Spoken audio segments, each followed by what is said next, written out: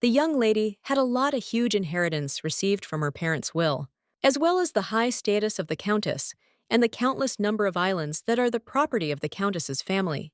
The influence was even located on the adjacent sea territory, but now, a girl lies on the sand near the sea. She opens her eyes and turns to Mikkel, after which she hugs him and thinks that all of this was torn to pieces and lost. But more accurately, it should happen soon. Right now, the girl is heading somewhere with her brother. The aristocrats say that she will return the title as soon as the boy comes of age. And since Lady Aracel is over 20 years old, perhaps it is worth holding a coming-of-age ceremony, because the one who first gives flowers to Arcel de Liar, who is the head of this house, can himself get the count's place. At this time, Mikkel turns to his sister, but she only turns to him and hugs him. She also tells the boy not to cry, because he doesn't want others to see his tears. So the boy agrees, and the main character insists that crying isn't shameful. He's still a child, believe it or not. Well, if they show weakness, they will be treated with disdain, and now there are only two of them, and no one else can be trusted. The young man then asks if it's really impossible to trust even those people, and the girl replies that they don't feel sorry for them. After all, these people simply had their eye on their parents' inheritance. The young man then asks if this means they're bad, and the girl is wondering whether it's worth telling a child, who is not yet 13 years old, about the realities of the court. But now she answers with a smile on her face, thinking that it's better to live like this than to live in ignorance and be betrayed. After which the girl asserts that she thinks they can all be considered enemies. After this, the girl and her brother leave. The aristocrats say that the family that held the funeral yesterday decided to ride in such a luxurious carriage. And after all, Miss Liar has no manners. At this point, the boy turns to his sister and asks where they're going. Oleg asks if he's heard of the Duchy of Janat. The young man asks if this is really the Duke who owns the sea, and if they are really going to see the sea. Arcel strokes his brother's head and replies that, yes, they will look at both the sea and Duke Janat. The girl also understands that, as the son of the head of the house that owns the coastal territories, her younger brother loves the sea, and she has read about it. The young lady realizes that the book brought her here, and she would never have thought that something like this would happen to her. Mikkel was born with incredible magical powers, but before he could demonstrate his talents, Count Liar and his wife were plunged into a crippled sleep as a result of an accident and all their property. They were literally torn to pieces and pocketed by relatives, whose faces the children didn't even know. Mikkel's words that he wanted to see the sea. Sister collected the remaining money to go to the coast. But pickpockets stole the last of the funds with which the heroes had to call a carriage and return, so they eventually froze to the point of plunging into eternal sleep. The girl also understands that if everything continues like this, then the same terrible plunge into a crippling sleep awaits her, just like the heroine of the book. But she will not allow this to happen, and she will choose where to sell herself at the highest price. At this time, the young man turns to his sister and asks if Duke Janat invited them. Arcel thinks that her brother is so well trained in etiquette, after which he replies that he is not, but he claims that everything will be fine because they will not go straight to the Duke's castle. Mikkel asks if this is true, and the girl understands that Duke Kael von Geneth is known as the Duke of the Sea. This is a nobleman whose true face is hidden behind a veil, and around this time, he is to be forced into marriage with the Empress. But a 12-year-old boy won't listen to anyone, and he doesn't trust people, like a person who doesn't like it when people interfere in his life and disturb his peace. He'll be delighted with her offer. Meanwhile, Mikkel turns to his sister and claims he sees the sea, and the girl understands that since her offer will help with his secret, he will not be able to refuse. It is now December 1991, according to the imperial calendar, and a month has passed since the Duke of Janat's parents fell into eternal sleep, and the girl is sure that now the guy is standing by the sea keeping memories of his parents. And so it is, because the young lady sees the boy standing in the middle of the sea. Arcel thinks she knew he was there, after which the girl realizes she needs to calm down, and her brother asks if everything is okay. The young lady replies that it is, and tells Mikkel to be careful as it's quite deep there. At this point, someone approaches the young lady and asks who she is. The man claims the beach is his property, and he doesn't recall inviting the girl there. Arcel realizes that won't do, and then greets His Highness Duke Janat.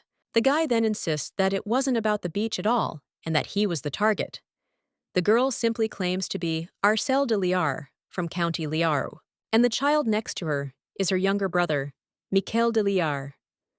The man just looks at her and remains silent, after which he calls the servant back and asks what happened since the Count's daughter decided to meet with him secretly. The young lady then claims that she has come to make a deal and that the Duke may need a nearby island that is part of the County of Liaro. And maybe he's interested in marrying someone other than for love. The man then asks if she's talking about the holdings of County Liar, after which she claims that since she is Liar, she only recently received an inheritance, after which he bows and offers his condolences, and the girl does the same. She received the inheritance a few days ago, and the guy a month ago. Arcel realizes that around this time, Duke Janat began to suffer from marriage proposals from his maternal relatives, those who tried to snag the position of Duke of the Sea. There were those who directly tried to seduce him, and the foolish people who tried to persuade the young Duke, and also to keep the dominion of the sea in their hands. Now the girl claims that Janat is looking for a bride, and His Highness wants to get a bride on favorable terms for him, and this is not just a past marriage. That's why he has trouble finding a potential bride who understands everything about Janat and keeps her mouth shut. He claims earlier that she speaks as if Janat has a flaw. The young lady asks how that could be a flaw, and she knows that the coastal waters of the islands of House Liar are absolutely essential to him. The young lady also understands that the Duke's House of Janath has another name. It's the House of Pirates, a family whose illegal income from piracy is more than 10 times greater than their legitimate income, and in fact their main job is piracy. There are even rumors of a ship loaded with jewels, but there have been several cases when the water area that belonged to the Count's family and was located in the center of the Duke's domain blocked their passage, which led to their serious losses. A guardian who protects the eastern coast by day, and a pirate who threatens it by night. For this young man, the domain of House Liar is certainly desirable. The girl also understands that, of course, whoever knows the Duke's secret will definitely lose his head. So now she claims she's come to make a deal and thinks she needs to be careful. The young lady with a shaking hand claims that since she has no need, she can give him the waters of County Liaro. In exchange, he marries her. The young man remains silent for a while after this, but the young lady insists she doesn't love him, just as he doesn't love her, and she only needs a wall that will protect her brother from danger until that moment.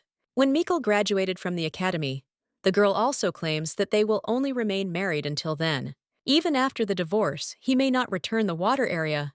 The man claims he knows what's going on in the county, and their financial situation is not so bad that they cannot afford admission to the academy, to which the girl replies that this is true.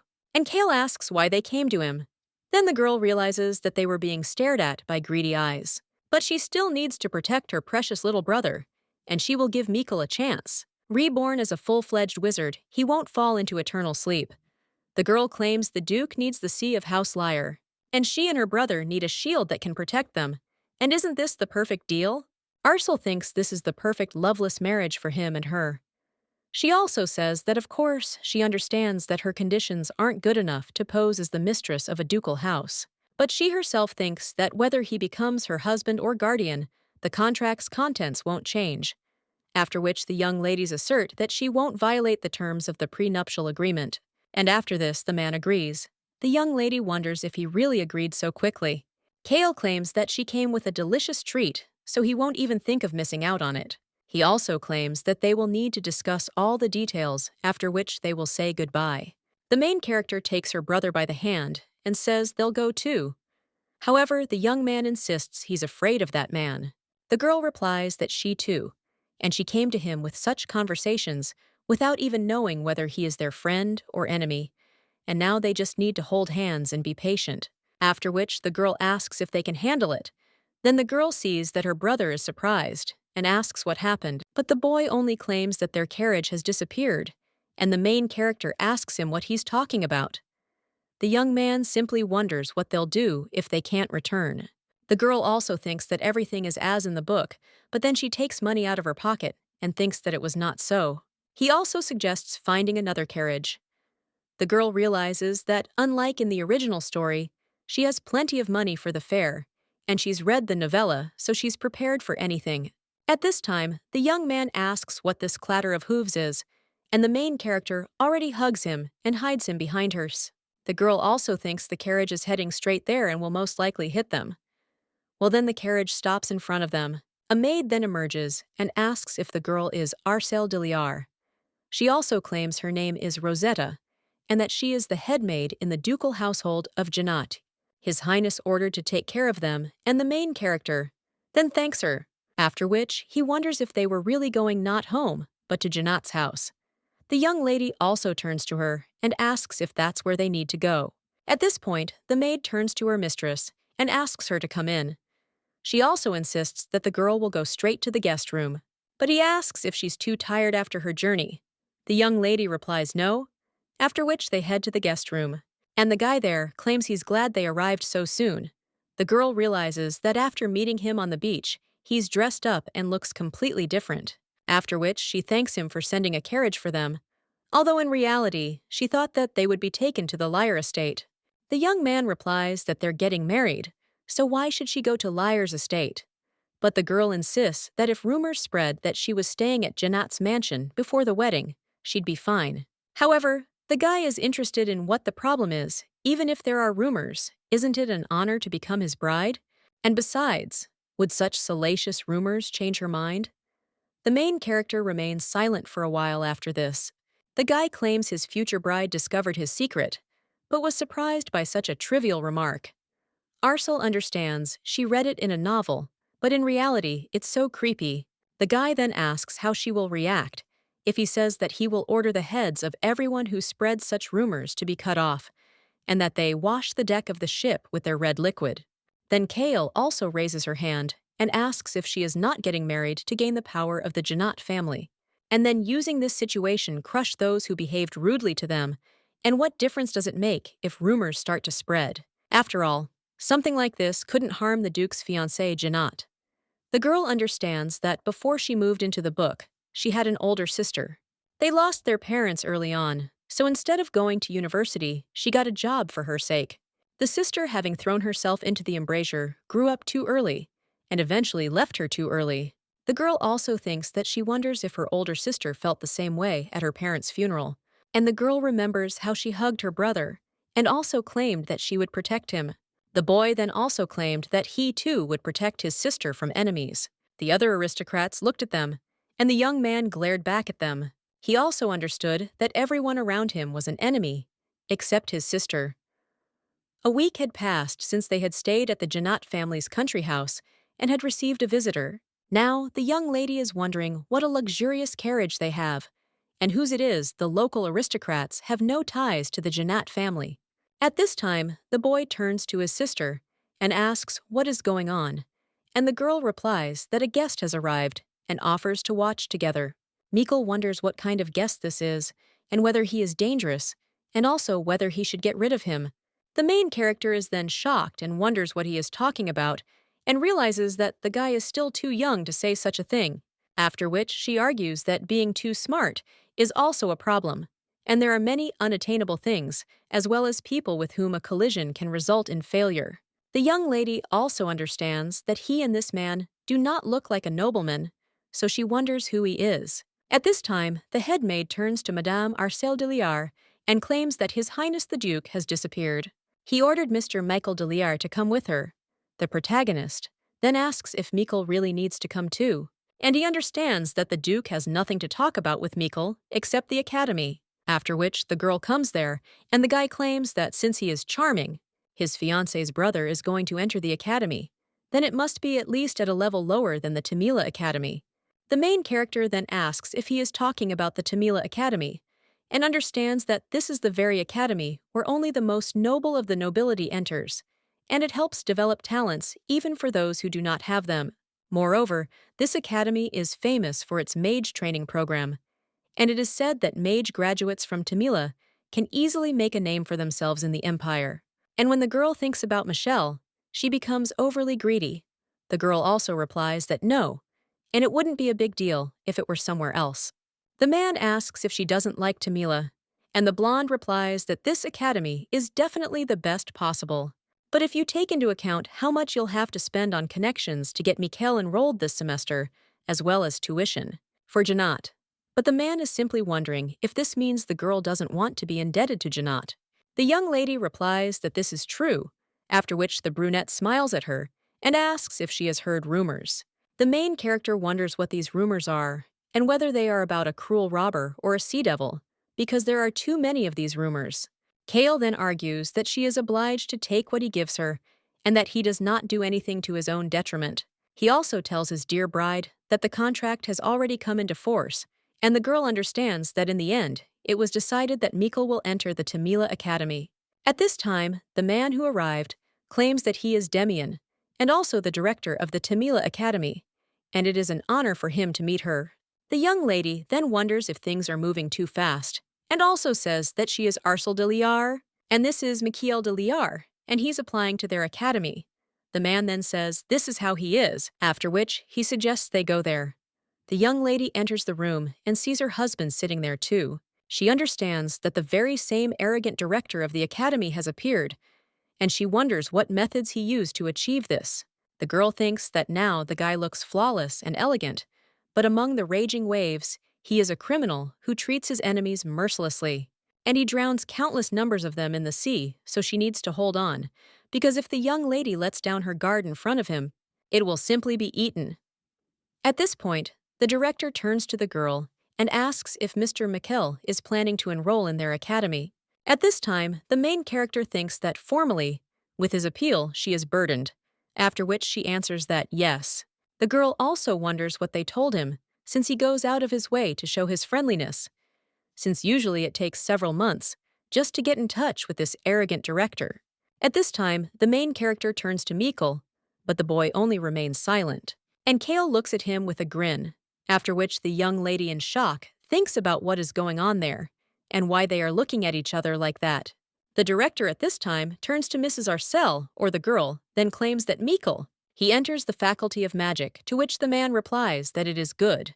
And the boy at this time turns to his sister and asks if he will become a magician. The girl understands that the novel described the young man as a general magician who was born on the continent. Once in 1,000 years, he could become one more likely. Therefore, if a young man becomes a mage, he will be able to find his calling and live a happy life, rather than freeze to death. But if the guy doesn't like it, then she doesn't dare force him, so she says that the young man can choose another faculty if he doesn't want to be a magician. However, the boy says that since she told the mages, he will become one. The girl then thinks that it's as expected of her sweet little brother. And then the director says that starting this semester, Michiel de Liar is enrolled in the first year of the magic faculty of the Tamila Academy. He also hands over an application for admission to the academy and claims that after signing the document, he will immediately go to Tamila. And he claims that immediately after enrolling in Tamila, the young man will not be able to meet with outsiders except for a certain period of time. And naturally, he will not be able to return to the mansion, after which the young man claims that then he will not go.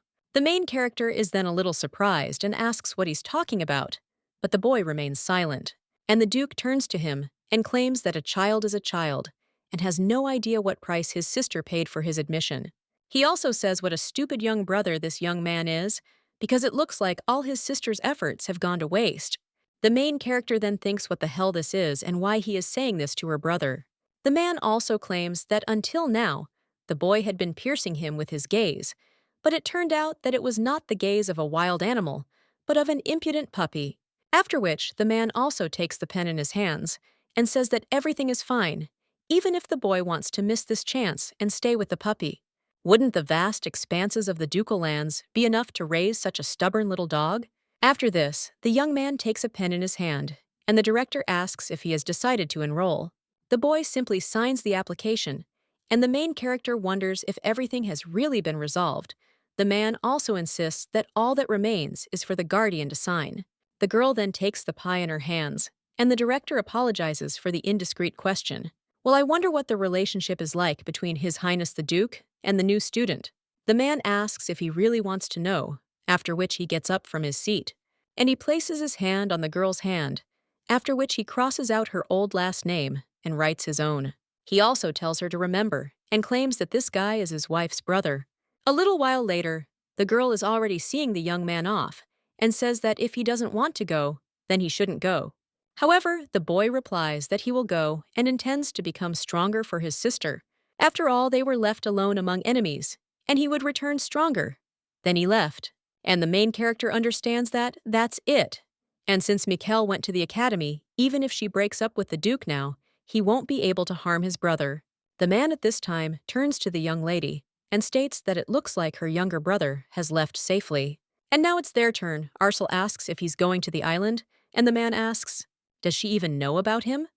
The main character realizes that the true kingdom of the Jannat is the base from which their house conducts its pirate activities, and the mansion where the Duke is currently staying is just for show. However, the girl asks if they could postpone the trip to the island a bit, or the man asks what she's talking about. The girl replies that since she'll be away for a long time, who should take care of family matters first? After all, the island is not a place where strangers are welcome to visit, so it will be difficult for her to sort out her affairs there.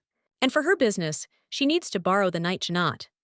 The man then asks if she didn't tell him that he doesn't want to remain in debt, and the girl replies that she doesn't think she will owe him anything for this. She also asks if this wouldn't be an opportunity for House Jannat to see how things are going in the Liar family. The girl realizes that currently, all of House Liar's servants are spies sent by other families. However, soon, a loyal knight will join the squad, and until he appears, she will use Jannat's power. And although in the novella, Lear Pavel's house is already destroyed before that knight appears this time, it won't come to that. And now the girl insists that they will discuss the details at home. A little while later, someone approaches His Highness and asks if he is serious about marrying Lady Liar. It turns out to be a knight named Elaha, and the man replies that they have already agreed so that he should go and help Liar's house. However, the guy then screams asking the gentleman to change his decision, and the brunette claims that if the knight is worried about information leaking about naval affairs, then he should stop, while the young man wonders if this is inevitable, if he gets married, because one day they will become strangers to each other, and their secrets will come out. However, the man then turns to the knight and claims that if he opens his mouth again, he will bury him well at sea, so he should stop. And he wonders if the guy really thinks he will lose the battle that is being fought on his territory. And he also asks why the young man suddenly began to contradict him, since he is the man who knows his secret. He made himself known. The man understood that the girl was indeed aware of all the pirate schemes, but she knew everything anyway. She should have also known it was better not to get caught.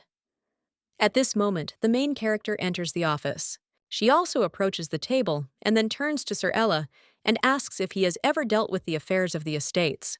The guy doesn't even know what to answer, but then he turns around and says yes, that he is a knight, not a butler, and the girl understands that he is one of those who cannot lie. The young lady also says everything is fine, and she knows there are people who have been given permission to handle the internal affairs of the Duchy of Jannat. And judging by how much His Highness trusts him, the boy must be one of them. After which the girl asks if this is true, and the young man replies that he was involved in this for some time. The girl then asks him for a little help, and the guy just wonders how she knows so much. It's hard to find out about such things. The girl claims that since she'll be gone for a while, she wants to sort out all the affairs at Liar's house. In order to calm the unrest among the servants, she asks him to see if her decisions are wrong. The girl understands that before her rebirth, she was a simple schoolgirl, and part of her remembers what Count Liar and his wife taught her. Well, no matter how hard she tries, those mistakes are inevitable, and these people are just waiting for that. That's why the girl now points to the paper and asserts that special attention should be paid to public safety in this area. Liar were most likely bribed by a third party, but it's worth behaving kindly towards them.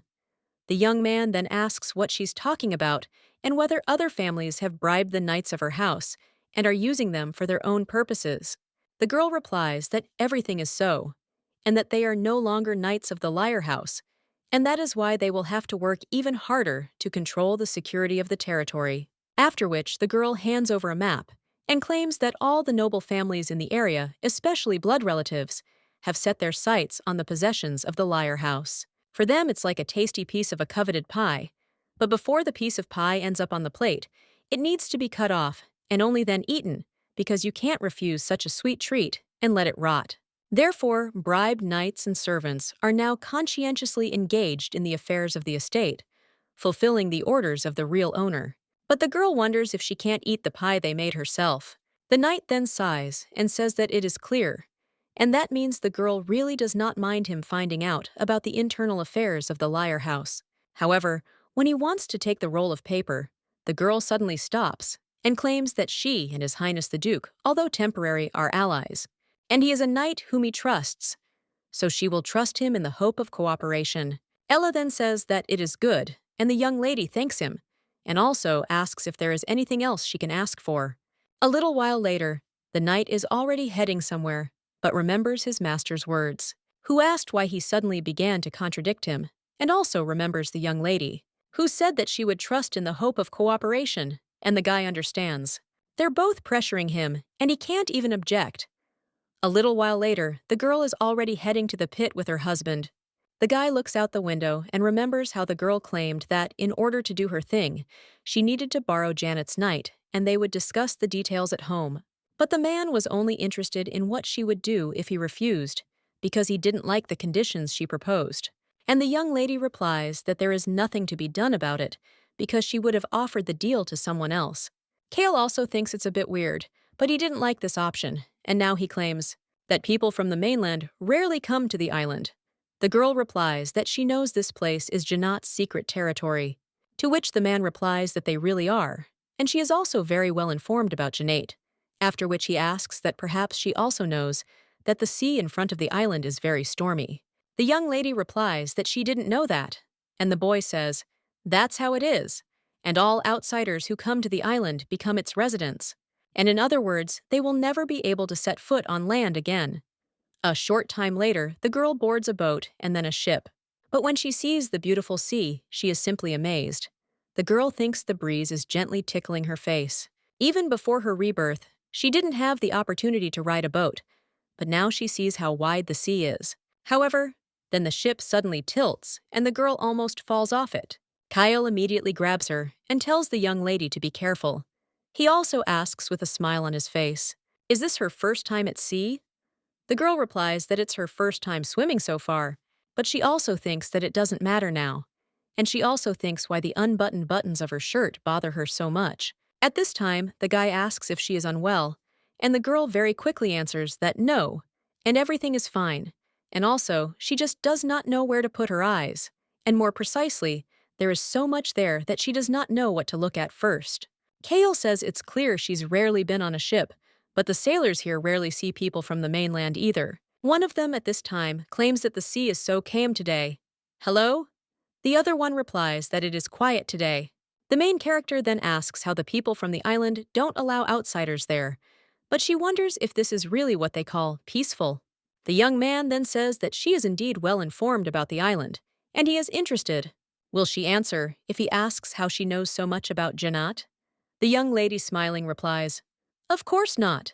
She understands that even if she told the guy, he still wouldn't believe her, and even if she did tell him, he might immediately put her into a normal sleep, even though he promised to marry her. At this time, the young man claims that he cannot curb his curiosity, and then he will have to find out for himself.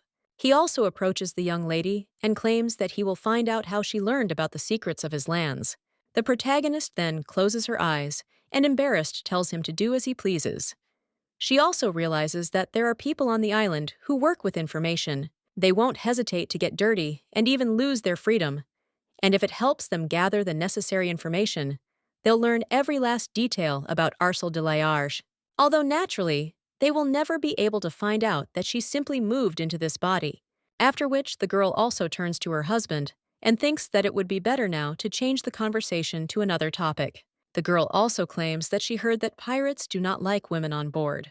The main character also looks at one of the pirates, and he just runs away and thinks that they shouldn't look at him like that. The man then sighs and claims that there was a superstition that a ghost would be attached to a ship if a woman stepped on board, but no one believes that anymore. After all, his mother cut off about 20 heads from the bodies of superstitious people and threw their bodies into the sea. So he tells the young lady not to worry, because if anyone dares to speak such nonsense, they'll be immediately thrown into the sea. But the girl thinks he's saying such terrible things with such a beaming face. Well then, the main character suddenly remembers something, and realizes that the Duke's parents were incapable of managing the family business because of their soft nature. Well, at that very moment, the ship hits a wave again, and the main character almost falls again. The guy then grabs her and asks for forgiveness, and also claims that it is much safer than holding on to the tree. He also claims that he is glad that the girl does not try to escape, and the young lady asks what he is talking about, after which he looks at the sky in shock and sees that a thunderstorm has begun, and something has actually crawled out in front of them. Then the girl, shocked, realizes it's a monster. But before she can finish her sentence, one of the pirates jumps on him. With a huge weapon, he immediately plunges it into the monster's eye. Then he cuts the rope from the weapon and climbs back onto the ship. Kale claims that it's all over, and the main character then moves away from him a little and thanks him, to which the man replies that he's not worth the thanks. He also asks if she's surprised that such a lowly man touched her. The girl thinks he certainly is, but wonders if the Duke of an entire country can speak of himself in such a way. However, the man claims that he feels like he looks more like a butcher. After all, he feels nothing looking at all this mess. The main character then thinks it's true, but she almost fell into eternal sleep, and from now on will not trust her life to people she doesn't know well. Kale, meanwhile, claims that people from the mainland consider pirates to be rude and low people, and he wonders if the young lady has decided to be with such people. The girl then clutches her dress and asks, "Why not?" The man is silent for a moment after that, and then he turns to Chris. The guy asks what's going on, and the captain says he wants to introduce someone, after which Chris comes up and asks if he called and also claims that he is the main assistant. Kale turns to the young lady and asks if she would like to introduce herself, after which the girl agrees. That her name is Arsel Deliar, and in the near future she will be Arsel von Janat. One of the guys is then shocked and screams, asking what she's talking about. The chief assistant, looking at the guy, understands Siu. He himself was very surprised to hear the captain say the same thing. The young man then pointed out that he had brought a stranger, and he wonders if the captain plans to bury her at sea. The main character then wonders what he's talking about, and then he claims that even if this happens at sea, rumors that the next head of the Lyre House has disappeared there will spread throughout the continent. And the young lady wonders if he really thought that His Highness the Duke was the kind of man who would bury his bride at sea. The young man immediately cries out that he was mistaken and deserves to be plunged into eternal sleep. Kyle, meanwhile, claims that his fiancée has said everything for him and that the captain's assistant wants to taste the seawater. That's how it will be, and the young man then claims he was mistaken and behaved rudely, after which he also realizes that he hasn't yet introduced himself and asserts who is the second mate of the captain and deputy commander of the night squad of Janat, named Li Ji-ond. The main character then silently looks at the guy, and the man claims that, as is known on the mainland, they are not aware of the existence of the island of Janat. Only the most devoted servants and members of Janat's family know about him.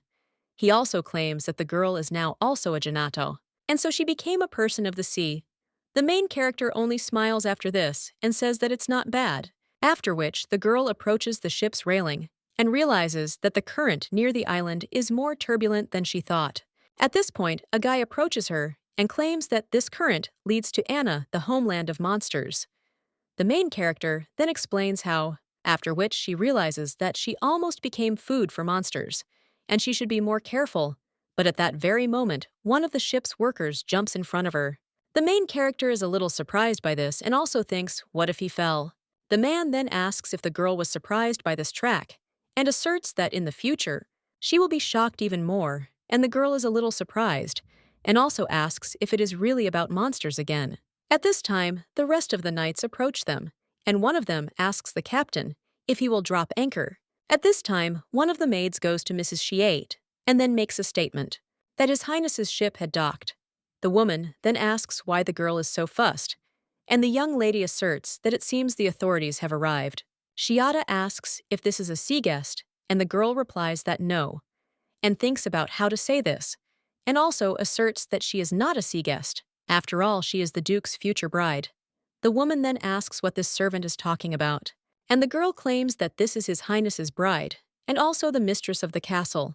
Shiata insists that the chieftain will never take a girl from his mainland as a bride, and that Lila should be tied to the bow of the ship on the next voyage. The girl then insists that she's serious, A little while later, all the maids greet their master. Welcome back.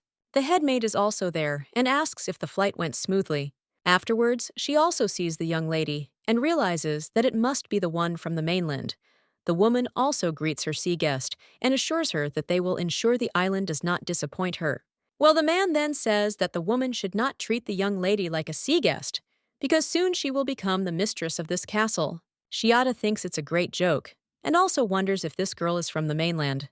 Well, she still says that she will do as the master orders, but she is interested in what about the sea guest, which is already there, and the man tells her to leave it as is and follow the usual procedure because it is an order. After which, he also turns to the young lady and asks if she would like something to eat first. One of the servants stands next to the Duke with a stack of papers. These are matters Kale must deal with. The man says he'll come see her a little later, and the girl agrees. And then the guy says to take her to the dining room, to which the head maid agrees. The main character also looks down the stairs and sees one of the rooms there where the maid brings food. There's also a man sitting there with a desperate expression on his face. A little while later, the maid approaches the girl and insists that she can be called Shieta there. The main character replies that for now the woman can call her Arsel, and the head maid agrees with Mistress Arsel. He also asks her to wait a little as the food will be brought soon. But at this moment, the maids also peek into the room, and one of them asks if she's okay with fish. The main character wants to say, "Oh, come on!" Then the other maid exclaims, "What kind of fish are you talking about? A guest from the mainland has arrived." The girl says fish because she obviously prefers meat.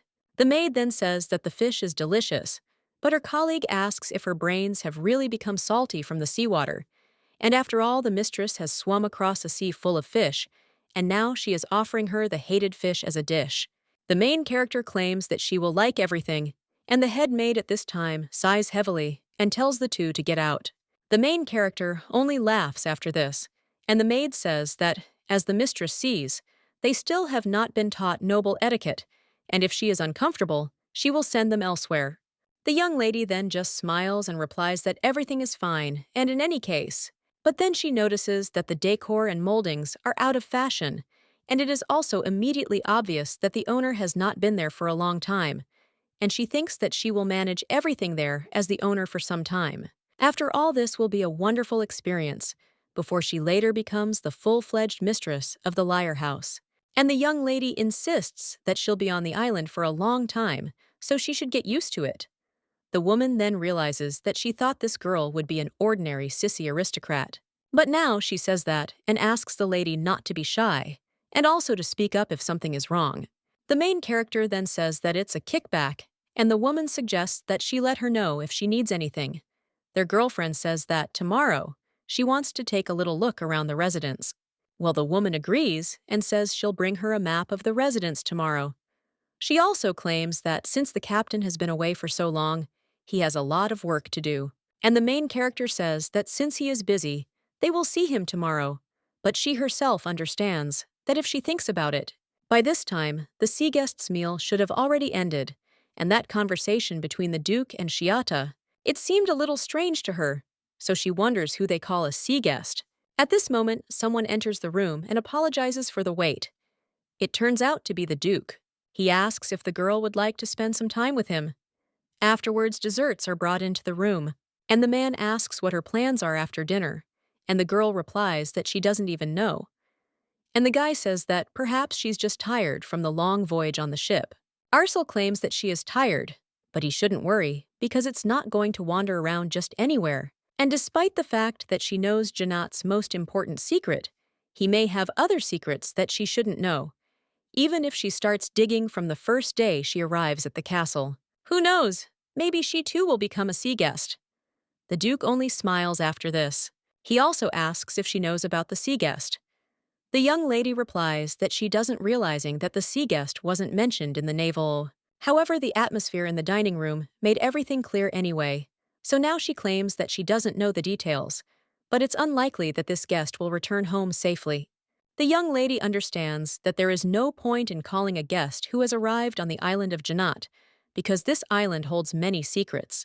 The man then claims that his bride is much smarter than he thought, and there is a superstition that if you refuse a guest, Then, on the next voyage, you will receive punishment, because when guests come, sometimes they treat them with hospitality, but only until midnight, and during the day, when the sea god is watching over them, they treat them as precious guests. And after midnight, they deal with the uninvited, and they call such people sea people. But he also claims that it doesn't matter, and the girl can wander anywhere. After all, the local people are used to reading the currents, whether at sea or on land, so they won't bare their teeth in front of their future mistress. And if anyone dares let her order them to throw him at Anna, the young lady also remembers. As the Duke said, this current leads to the homeland of monsters. And it is after all a swamp overflowing with monsters. The girl with shaking hands approaches her cake and realizes that it is the dark and rough current that washed her away. If she'd shown a moment of carelessness, but now when she looks at the guy, she feels a little embarrassed, and she thinks why he looks at her like that, and also claims that everyone is similarly wary of people from the continent. The man simply pushes one of the desserts towards her and asks if this means she is not going to do anything, and the young lady is silent for a while and tells him to let him know immediately if the topic under discussion is unpleasant for him, even if their marriage is by contract. But she doesn't want to hurt his feelings. The man then insists that whatever she does won't affect Janat. The young lady then feels a little insulted, and the man claims that he doesn't care if she decides to buy a huge castle on the mainland or build a new Lyre mansions. After all, she can use a separate room as a dressing room, and he does not object to such small expenses, and also let her not be shy about going wherever she wants and taking whatever her heart desires. The man also claims that Janat will spare nothing for her. A short time later, the young lady wakes up in her room. The head maid tells the mistress that the morning is very fine, and the young lady wishes her good morning and understands that after yesterday's conversation with the Duke, she could not sleep. The woman at this time claims that it is already early morning, so she has prepared a light snack. The main character asks what happened to yesterday's sea guest. The woman replies that they handed him over to the sea. The main character then eats a tomato and says, "Okay, that's it." She's also wondering what she can do while she's there, and she also thinks that, to begin with, she shouldn't make any luxurious purchases, because if she can't pay, she will become a sea guest or be thrown into the sea. By marrying the girl prevented the possibility of Lyre's lands being taken from her and doesn't dare incur even more debt. Besides the waters, Lyre has another major advantage, and this geographical location is all about the Mezhievsky region, with its grain-producing district on one side and the sea on the other. And this can be used profitably if security is strengthened so that people can freely pass through their territories. First, she'll have to take charge of the nightly squadron, and Janat's knights have a lot to teach her in this regard. So the girl tells the maid that she wants to see the nightly squadron today, to which the woman agrees, saying she'll warn the boys on the parade ground. Well, then someone screams, turning to the mistress, and the maid asks what kind of behavior this is, since there are guests there, to which the girl apologizes, but claims that this is an emergency. The woman then asks what happened, and the girl doesn't even know how to answer, after which she claims that the ship disguised as a merchant vessel collided with a group of monsters. And there is nothing on him for fighting, and all that remains is to fight hand to hand. Therefore, Mrs. Shiata, she must come to the rescue. The woman claims she left the deck a long time ago, and the main character then wonders what kind of people work in the castle and whether they're the kind who would be willing to go on a ship as pirates in an emergency. Meanwhile, the girl insists that the knights control Anna's borders. So, with no one else to guide her, the woman wonders why they're suddenly in southern waters, where the currents are particularly challenging.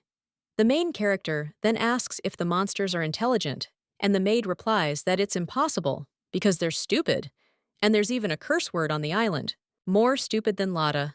But the girl claims that if they're pursuing prey, they can chase it from the eastern waters all the way to the other end of the continent, and they're good at navigating the currents. After which the young lady says fine, and they'll do so, and they draw something on the map. The maid then tells Mrs. Arcel that she's an excellent map maker, and the girl then claims that the ship disguised as a merchant vessel is somewhere there, and the currents are going something like this. And that means the monsters need to be replaced in the Lyre waters, because strong westerly winds blow there, so the current changes course. And when faced with the wind, the monsters will slow down, and they will use this moment to defeat them.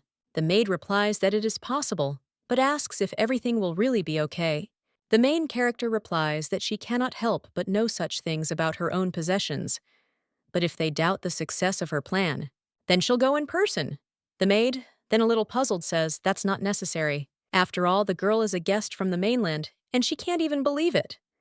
Then she asks if the mistress allows it. Could she take the map with her?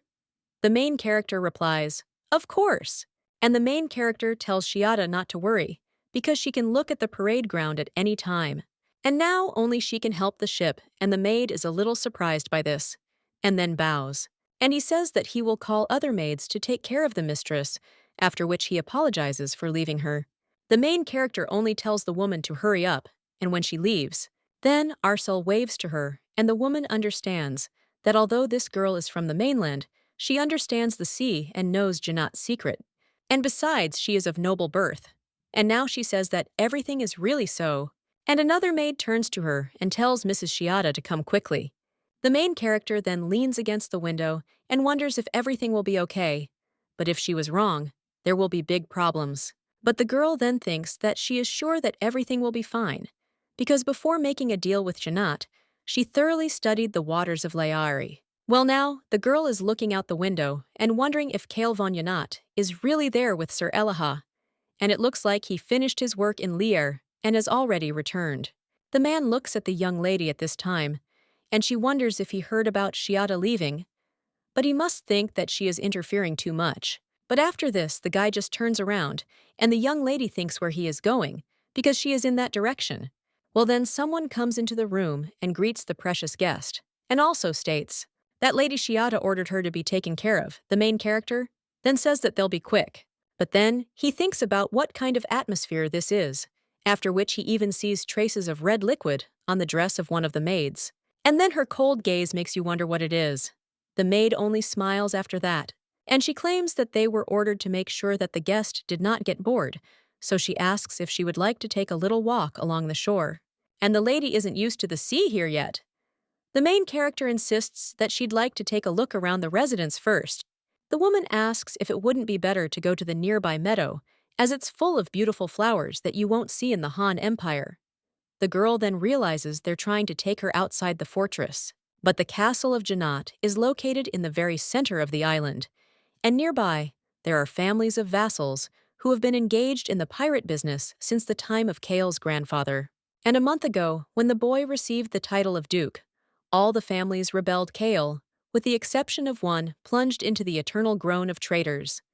The Van Rail family members were the only ones who didn't participate in the clause. The Duke left the loyal Van Rail in the east and sent the families of the remaining traitors to the south of the island, cutting off all ties. The girl also understands that she had not seen these girls on the island before, and furthermore, they appeared as soon as Shiata left, which means this is the work of the vassals. Well, the young lady then thinks that since we are talking about flowers, then I should agree. And the maid then, with smiles on their faces, says that they will take her there. And the girl claims that she wants to look at the flowers in the garden, and says that there are probably plenty of beautiful flowers there too. The maids then respond a little colder, saying of course, after which the main character heads into the garden. The woman points to one of the flowers, and claims it's called anorexia. The main character says how beautiful it is, but she's thinking that she doesn't even really know what the flower's name is. One of the maids claims that they want to show the lady the meadow before the sun sets, and asks if she minds if they speed up a little. The main character replies that she likes the view of the fields at sunset, and agrees, after which the woman tells the girl to follow her, and the young lady wonders what kind of family she is from. But she hid in broad daylight in the very heart of the Janat residence. But then the main character realizes that the time has come for them to meet. But then the Duke turns to the girl and asks what they are doing there. The young lady asks His Highness if he was also in the garden, but the maids told her that beautiful flowers bloom in the meadows nearby. The man then claims that it means they came to admire the flowers. He also approaches the young lady and asks if these girls were brought from the mainland without his knowledge. The maids are very frightened by this, and the Duke turns to his wife and says that she probably likes red flowers. And they say the mainland is full of them. The main character asks what he's talking about when the man claims she knows a lot about the island. He also asks if she knows how they dispose of garbage there. The young lady then thinks that they really are from a rebel family, And these girls must have wanted to use her to bully Kale von Janath, and that's pretty stupid. After all, a man would never risk his life for the sake of a bride with whom he is bound by a contract marriage, and he now claims that he only recently cleaned up, but apparently forgot something else. And so he takes his sword out of its sheath and says, "What a pity it is," after which the young lady only hears desperate cries. The man then approaches her and claims that since the girl has kindly collected dust for him, then he'll be obliged to treat her. However, when the main character looks at this terrible picture, she only trembles. After which, the Duke asserts that she doesn't seem to like red flowers after all. He also covers her eyes with a handkerchief, after which he turns to one of the knights and tells him to fall there, and also tells the girl to close her eyes and he will help, and to avoid getting dirty in the pollen of red flowers. And the young people understand that in the future she will join hands with this man, for those very hands that can in an instant plunge someone into eternal sleep. But this is a bit odd. The man insists that it's all over now, and that he doesn't really like red flowers either. And the girl thinks that when she touches this hand, she feels calmer. Once they're at the table, the man claims he saw Shiata rushing to help, and she said the girl helped her. The young woman insists there was no way she could have delayed. The man then claims that Janat's family has a wonderful bride, and that she deserves to be well served. The young lady then says she was only a little frightened, but now everything is fine. After which the Duke claims that he is glad, and has long since expelled the Testelli well. They are still there. The girl then realizes that she has already heard about them somewhere, but when she sees that the Duke has fallen silent, she is a little surprised, and also realizes that this is a chance to start the conversation that they have postponed. So now she starts talking about marriage, and the man says he's listening, and the young lady thinks whether it seems to her that he is delaying his answer, after which he claims that the condition of their marriage was that Mikkel graduated from the academy, so it would be best to divorce immediately after her brother's graduation. However, the Duke claims that they have not yet discussed a wedding date, and she is already planning a divorce. The girl then realizes that this is indeed true, and insists that she had actually thought about this too. And the man claims he heard that the families of the Eastern Sea are eager to acquire Lyre's territory. And the young lady replies that this is true, and the man says that in that case, their marriage should become known throughout the continent, including its eastern part, so that those targeting Lyre will tuck their tails between their legs and disappear. The girl replies that yes, but wonders whether it would be too disadvantageous for Janat to first marry with pomp and then get divorced. Although with his face, remarriage will not be a problem, and the girl understands that no matter how much she looks, she is always amazed by his beauty. At this time, the man insists that preparations must be made so that everything goes quickly but on a grand scale. And do this in 6 months at the most, because they will meet this deadline without any problems. The girl then replies that, no, she doesn't think that this will happen within 6 months. And the man then asks if she is missing something in Janat. And the girl replies that she says this as Lyre's successor, and she will become a full-fledged head when she turns 20 years old, and only then will she have full power over the promised water area. The man tells the young lady not to worry about it, because the people who targeted the sea possessions of the Lyre House will gradually disappear, and besides, as far as he knows, the late Count Lyre's younger brother is still alive. The girl replies that this is true and understands that they never saw him before the funeral, and that he was the first to covet the title of head of the house. And if it weren't for her, he would have had priority for the title, not little Mikkel. The Duke argues that it's better to announce the wedding early to show that wolves can lose their own heads, and that for the duration of the marriage, his name is hers. The young lady understands that this is definitely the best choice, but the devil never does anything at a loss, so she must stand on her own without relying on anyone. You must become a wall that Mikkel can lean on.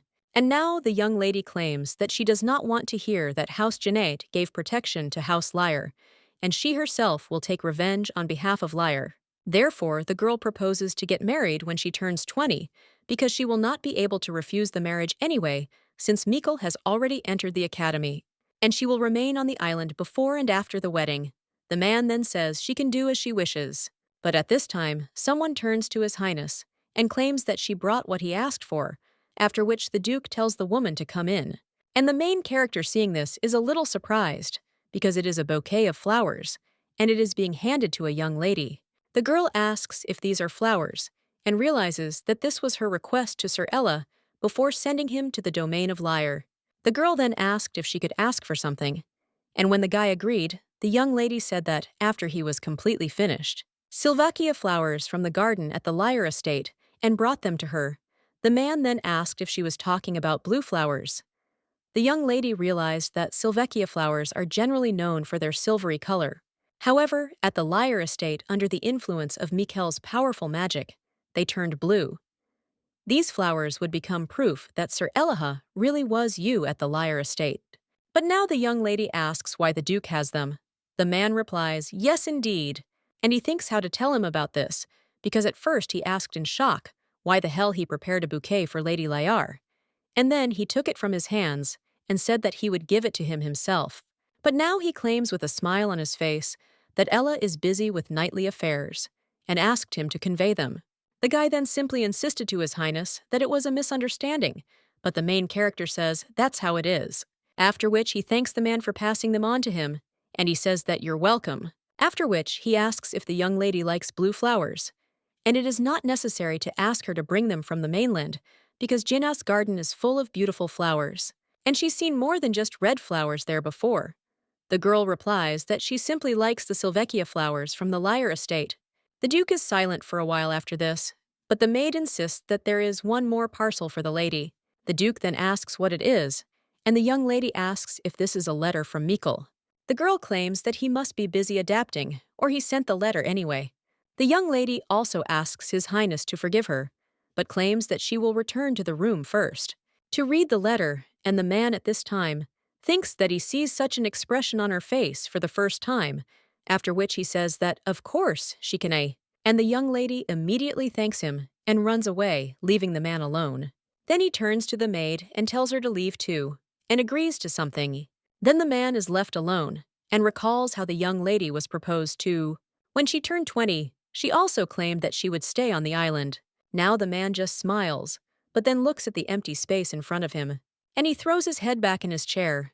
He says that when Mikel de Liar graduates from Tamila Academy, they will divorce. This academy has very strict graduation criteria, so there is plenty of time before the divorce. But since we're talking about this guy, maybe it wasn't worth sending him to the academy? But then the girl went to another family without hesitation.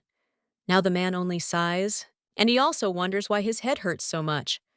Well, in any case, when he gets his hands on the Lyre waters, the contract will be completed, and if the waters of the House of Lyre are in his hands like an eyesore, then no one will be able to resist the House of Jannat. Then the man takes the bell lessons and uses it to command the main servant. The woman then enters the room and asks if His Highness called him. The man understands that the mission of House Jannat is to hunt down monsters throughout the Eastern Sea, and now he's wondering if there's any news of the ship from the South Sea. The young man is also thinking about how hard it all is, and the main character at this time is reading the sheet where Mikel wrote how his sister is doing. And after all this is the first time he is sending her a letter, so he is wondering if it will definitely get there. The main character thinks how cute he is, after which she continues reading the sheet, which says that just like the girl said, he entered the Faculty of Magic. He didn't know he could use magic, so he asks if Sister Guest Arzel thinks she knew for sure he'd succeed. The young man claims that when he becomes an excellent magician, he will be able to help her in everything, and also claims that the envelope contains a flower that he made with the help of magic, and such a flower will never wither. The guy also wrote that he made it because flowers don't grow well in the maritime climate, and when he remembers that they are surrounded only by enemies, he wants to be by her side as soon as possible to protect her. But he won't give up and will finish his training. The girl then sits down with a piece of paper and begins writing a note to her brother. In it she writes that she misses him, and the knights at this time finally come out on dry land and cry out that they are alive, and also rejoice that they are on land. Their colleagues also tell the maids to prepare food and water. One of the men cries out that he thought he'd never feel solid ground again. The maid then tells one of the pirates that he looks better than she thought, and the young man asks what she's talking about since he almost became food for the monster. But thanks to this, they managed to lure out the stupid Lotta, and he wonders if it's true that the plan was invented by the guest who came to the mansion. The girl replies that she even drew the map herself, and a little while later, They're already at the table. One of the men then asks how a person from the mainland knows so well how to draw sea charts, and the other asks if she is really from the mainland. His colleague then claims that he thought that the idea that the hostess would be a young lady from the mainland was simply a fantasy, and although they call her a person from the mainland, she knows the sea well, and that's another story. Well, then they all shut up and then ask if they can now openly pirate. At this time, some man comes to the villa of Janet's house, and the maid claims that His Highness is currently away, and if he is on the same issue as last time. However, after this, the man only screams and claims that he is obliged to see His Highness. So let the woman contact him again. Meanwhile, the young lady's brother is rushing through the academy. He bumps into someone, but immediately apologizes while running, and then runs to his room. He also takes out a knife and opens the letter. It turns out to be a letter from his sister, and the girl writes there that she is glad that he got to the academy safely, and she also received his flower, and she couldn't do it herself. But from the flowers that bloomed on the island, she chose the ones that most resembled him and made a pressed applique out of them, and she hopes the boy will like it. The young man then looks sadly at the flowers and remembers his sister. He also says that he cannot use such a thing as a bookmark and would rather attach it to the truth. The girl also asks if he had a fight with anyone there, and the guy claims that he can almost hear her voice. The young lady also indicated in the letter that he should remember that if things get really tough for him, he can always come back, because the most important thing for her is that he is happy. The young man then says that even if it gets hard, he won't leave. He's also worried about what he had to leave his sister alone with that man, and he also remembers how the Duke said that he did not understand what price his sister paid for admission. So now he understands that he has to graduate, and reads the last line, which says that later she will write to the guy and misses him. The young man also understands that if he thinks about it, he will be able to receive letters from his sister more often than once a month. It also says that the girl will get married after she turns 20, and she is wondering when he will be able to come. The Duke is at the table at this time and asks what this maid is talking about, and whether she is talking about the eldest son of the Marquis of B. The woman answers His Highness that yes, and he repeats again and again that he wants to buy more. He says he wants to get more and is ready to double or even triple the amount. The man then says that's how it is, and the young lady wonders if they are talking about the spice aioli of Janat several times, and this fragrant substance from the western part of the continent won the hearts of the aristocrats of the eastern part. But in reality, it's the reason for the spice's true value. However, the man at this time claims that he has no idea why he is begging like this, but it seems that people from the mainland like the smoky taste, although he wouldn't understand it. The man also thinks that there are a lot of fish dishes there, and fortunately, the girl seems to like everything. And now he asks if his fiancé wants to try the young lady. She replies that of course, and the man says that since she wants it, let the maid bring it. However, the woman then asks, "What about Nilamata B?" And the guy tells the woman to send him back, because there is no reason to undermine the trust of other families for a small profit. A little while later, the main character is already in her office and drinking tea. The girl understands that Kale doesn't know yet, but there is a reason why the nobles from the east are so diligently searching for this spice. After all, this fragrant substance contains magical power, and it attracts many people. That's why they literally go crazy over the spice. And eventually, there were people who monopolized the flavor additive by raising the price several times. These were the magicians from the Magic Tower, located in the center of the continent, although the connection between magical power and the spice was not discovered. But later this connection would be accidentally discovered by her uncle Perry, and he will receive a huge profit from this. And when the girl remembers this, what the Viscount did to the Lyre House in the novella, he cannot turn a blind eye to. The girl also understands that to begin with, she will simply ruin the deal with him. At this point, the maid approaches the young lady, and he asks if he should take her home. The girl understands what will happen if she tells about Alia. This would be of great benefit to Janat, who already knows too much about the island. It looks strange, so it's better for her not to arouse even more suspicion. Now the young lady turns to the maid and asks if she will bring her some aioli if it is kept in Janat, and also some writing papers. The maid replies that it is some kind of coal powder and asks why the young lady needs it, and the girl replies that she has never seen it, just like Mikkel, so she wants to send him some. The girl then says fine, and she'll tell the lady to bring a bottle for her brother's sake. The main character realizes the islanders hate Alea, and now she's wondering what the current price of Alea is, but she understands that this amount is enough for a commoner family for several years, and thinks that this supplement is a bit expensive. But nevertheless, for the Janat family, this is very little, and since Mikkel is a magician, then he will definitely understand what it is, and after Alea becomes a luxury, she will talk to Kale again to increase the profit of money, even though Janat's main occupation is piracy. Kyle will never give up a profitable business, and then she will offer him another deal that will help both Janat and Liars. But the pirate Janat doesn't know why Alea is so valuable, and most likely the problem isn't even that he doesn't know, but he simply rejects what he doesn't like, even though magical power is the source of life.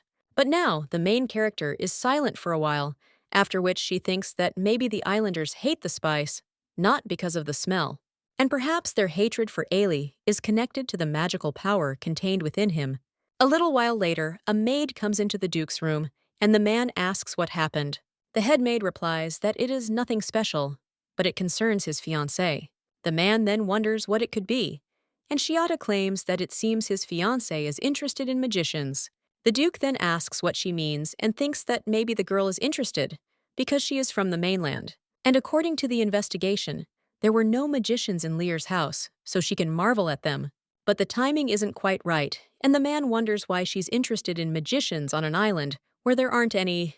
But then he finally realizes that there was a poppy in her entourage, and it was one cheeky puppy.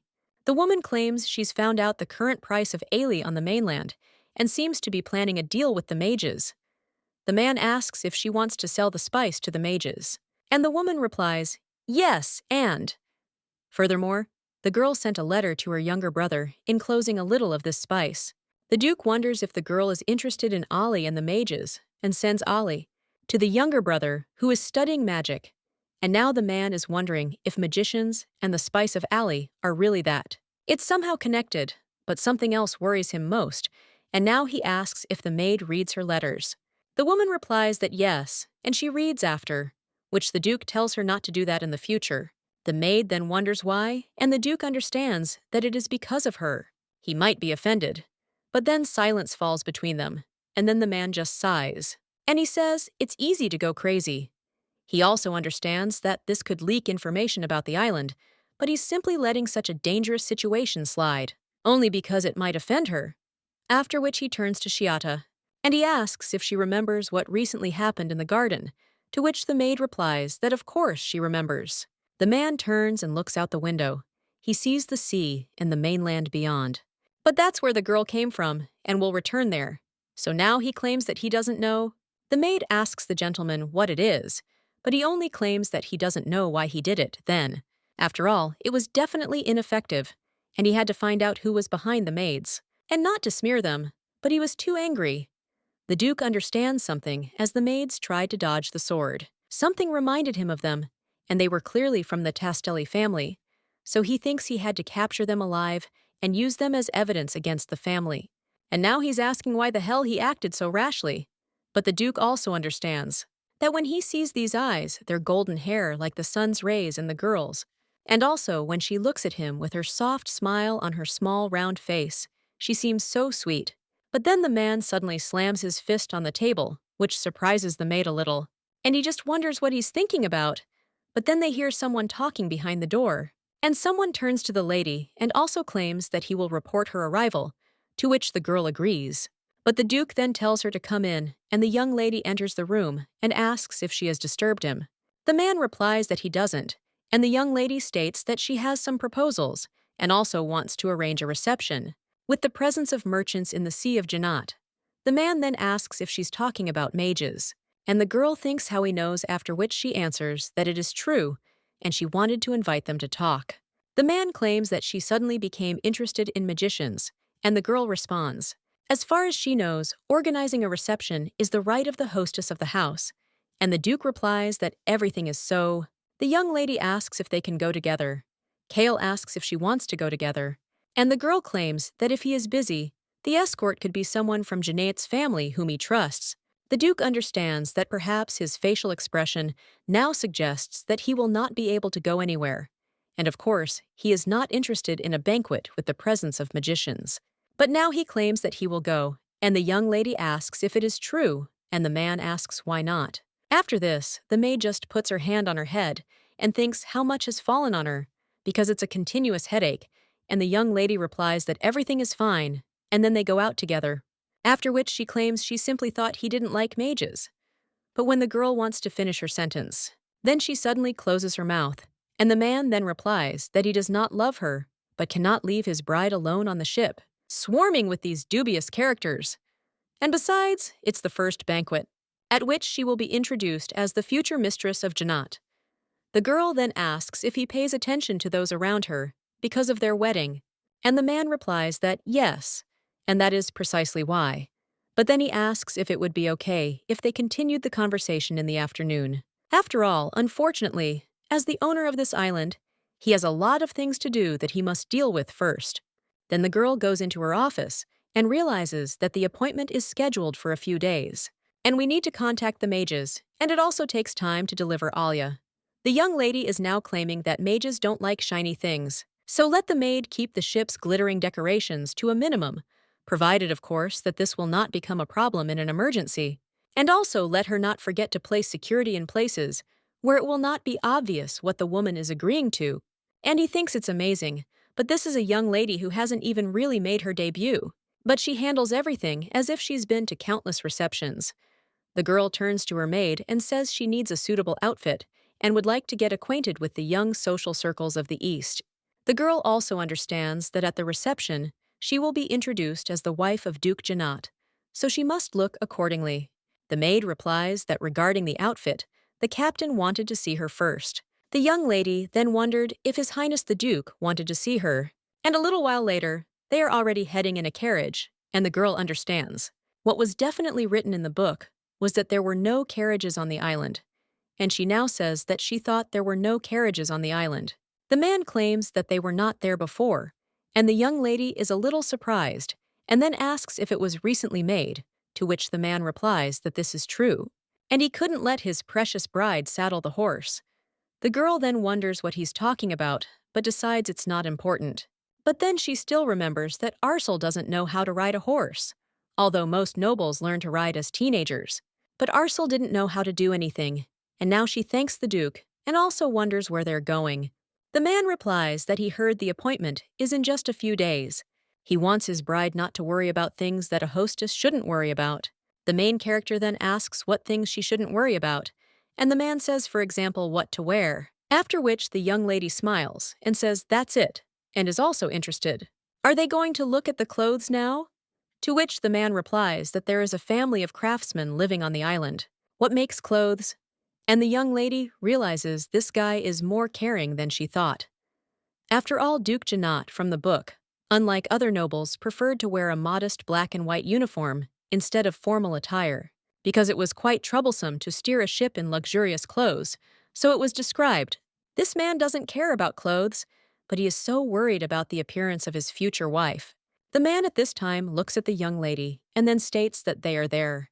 The main character then gets out of the carriage and thinks where they are, but it looks like an ordinary house. At this time, the couple turns to the captain and greets him, and also claims that they have been waiting for him. Then another knight runs into the room and addresses the captain. The main character is a little surprised by his appearance. The boy greets the captain and Lady Arcel, but the Duke only tells the boy to dress properly, after which the young man asks why he is like this and turns around. He also apologizes and says he won't be staying long. The main character then says it's the Sir's mansion. Liji Anna and the man claims that he should have warned her about it. It turned out awkward. The girl then says that, although it was strange, she would like to know why they brought her there, after which the woman claims that they are taking her there. However, the Duke then raises his hand and says that he will take care of everything himself, and let them remind Li Ji Anu of his manners.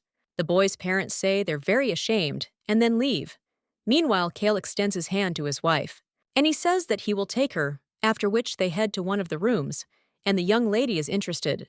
How often does he go there? To which the man replies that he remembers going there once. He was 6 years old and hasn't been there since. The young lady then says she's clear in thinking, was this written in the book? She also realizes that she's gradually learning things about Kale that weren't in the book.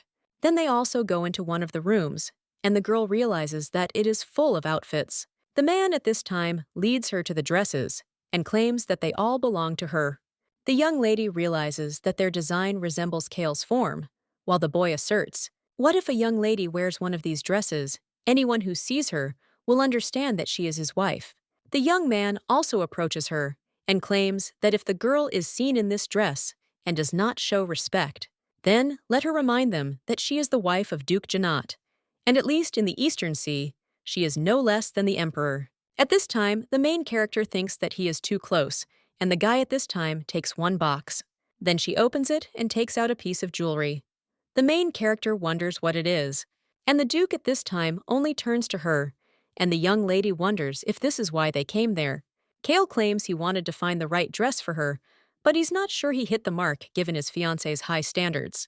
The girl understands that this is the style of clothing that she usually wears, and also wonders if he was really looking closely. At this time, the guy asks her if she likes this dress, and also confirms it. What he thinks will be good is that he will be taken into account, after which he asks him to forgive her, and puts an earring on her lady. The girl understands everything from choosing clothes to accessories. He took care of everything, and now the young lady says he seems to have a good grasp of it. The man replies that when you're at sea for a long time, you learn a lot. And finally, he asks the girl, would she close her eyes for a moment? The young lady then wonders what he's about to do, but closes them anyway. However, he thinks about what happens, after which the young lady feels something cool on her face. And when she opens her eyes, she realizes it's cream. The man asks if she's really that surprised. The main character thinks, of course he does, but tells him no, and is only slightly surprised. The guy then tucks a strand of her hair behind her ear, and he takes another remedy and also claims that he learned something from his mother, because she used to say that she needed to get some fresh air, because the island winds are choking her. The main character then asks if it's a soul, and the man answers, what exactly? And she felt unbearably sad there, and she was also disappointed with the island, and she said that the stories about the honesty of the islanders are lies. And according to her, the locals are much more cynical than people on the mainland. Well, the main character then thinks that Kyle is also an islander. The man claims that at the time, he was still too young and did not understand, but the locals cannot say anything to a person's face, even if they find a person disgusting. So they sent his mother to Anna. The main character then asks him what he's talking about. He also understands that the now deceased Duchess Janat was plunged into eternal sleep, along with her husband, as a result of an accident. However, Kale believes the islanders deliberately sent his mother to Anna to put her into eternal sleep. So now she asks if he was close to his mother, and the guy then becomes interested. Which of them is she talking about? Her own mother or her stepmother? The young lady then wonders if Duke Janat was really married twice. The man claims that she knew the secret of the island, but she had never heard anything about him. And he didn't even think that she, being a bride, wasn't particularly interested in her groom's past. The young lady also understands that this simply was not in the book she read, and now she claims that everything is not like that at all. The girl then remembers how the Duke claimed that he had already banished the Testelli, but they were still there. And now the young lady remembers that the previous Duchess Janat, who was formerly Inette von Testelli, came from a family of current rebels. Due to poor health, he and Kale rarely saw each other, and he had been at sea since his youth, so they had no chance to get close. So now the young lady claims that it is possible that the Duchess of Testelli, and the man replies that yes, and also that this woman is his stepmother, and it was because of her that his mother was sent to Anna. The main character then thinks that perhaps, even as a child, the boy knew the true reason for his mother's immersion in eternal sleep. But his mother was simple-minded and narrow-minded, so being the strongest knight, she could not refuse anyone, and she always took the initiative, but no one was willing to go with her to Anna's. And finally, news reached them of her plunge into eternal sleep. The young man also confirms this, that if she had a little more power, no one would dare harm her. But at least sometimes it seems that way to him, and unfortunately, no one supported his mother. But this does not concern her, so let the girl not be shy about using the name Janat.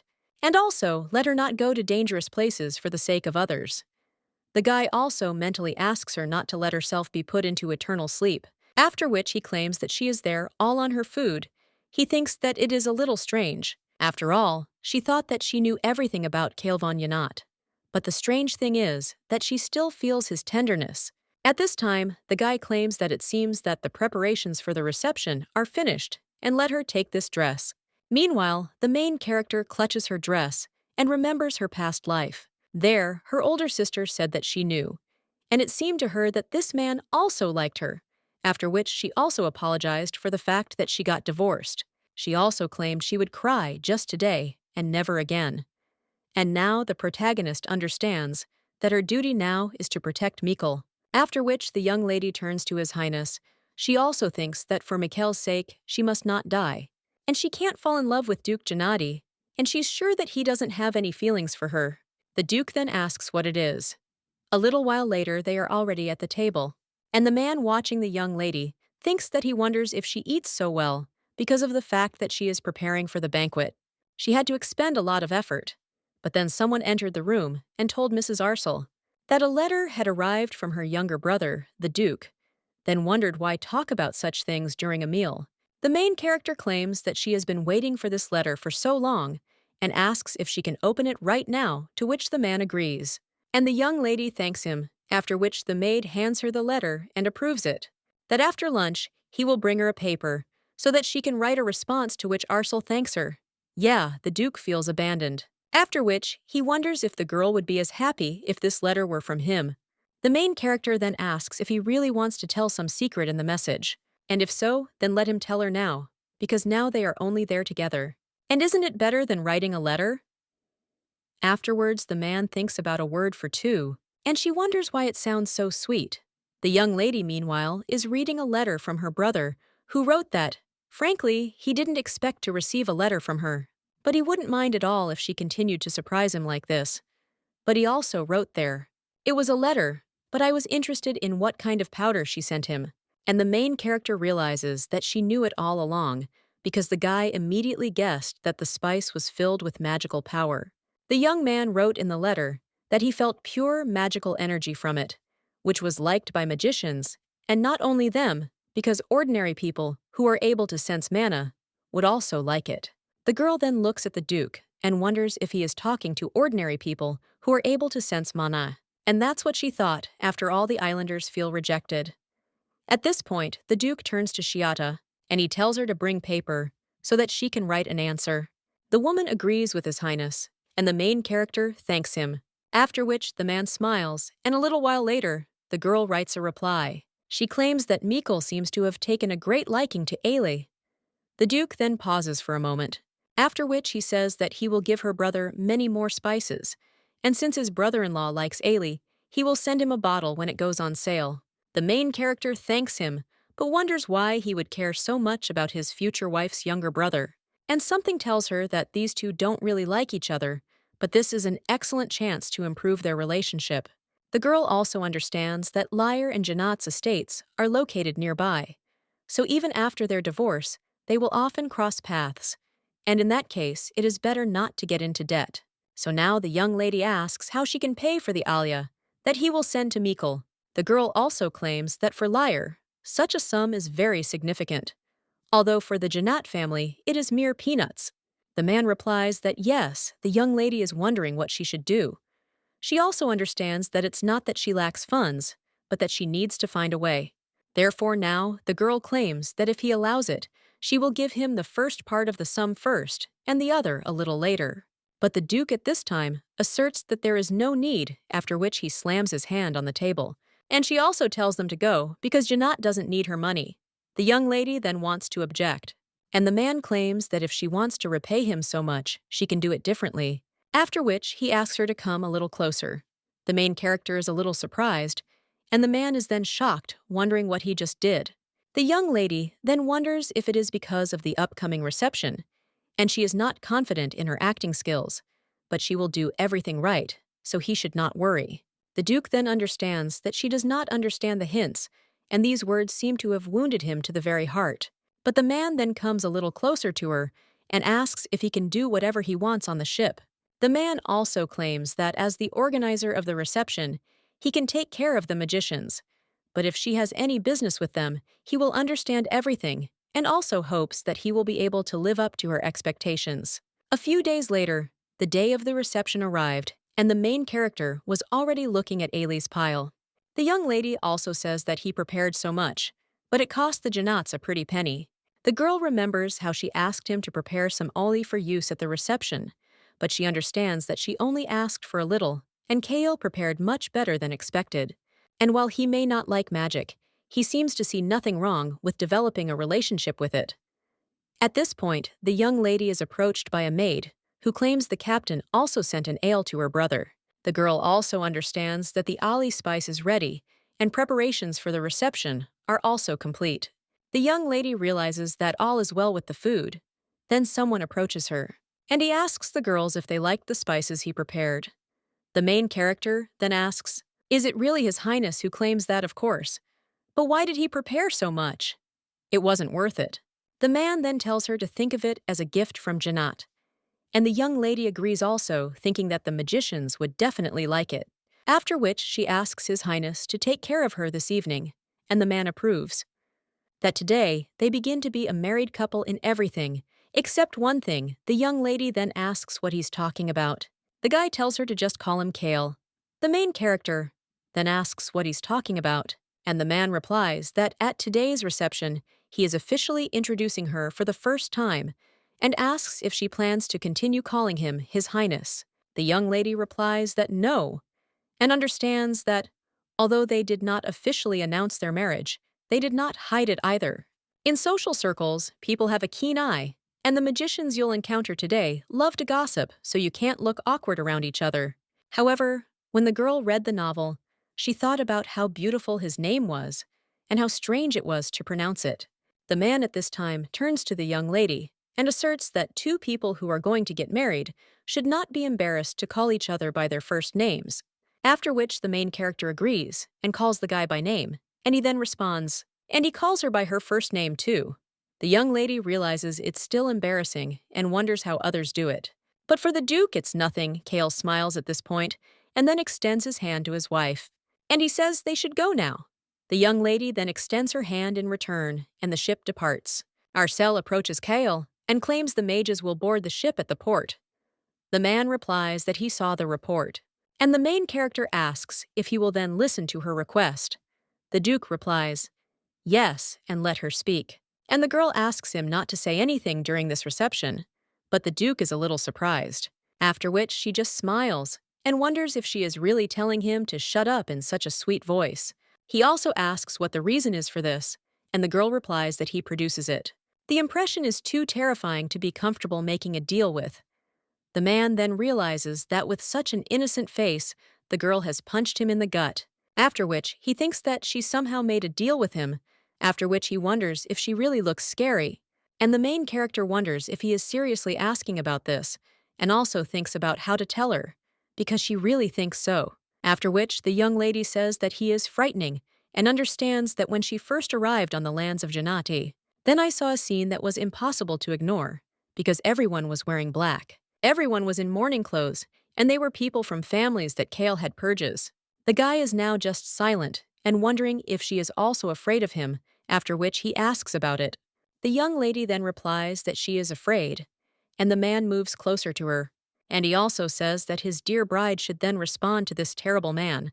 The young lady then asks what he is talking about the guy, so that she can clearly answer this scary man looking him in the face. Why is she so afraid of him? The main character is then a little surprised and wonders if he's really that upset about it. What she said was that she was afraid of him, and it seemed that this was not at all what he wanted to hear from her, after which she claimed that he was the master of this sea, and because of one of his whims and lying down on his command, she can be plunged into eternal sleep.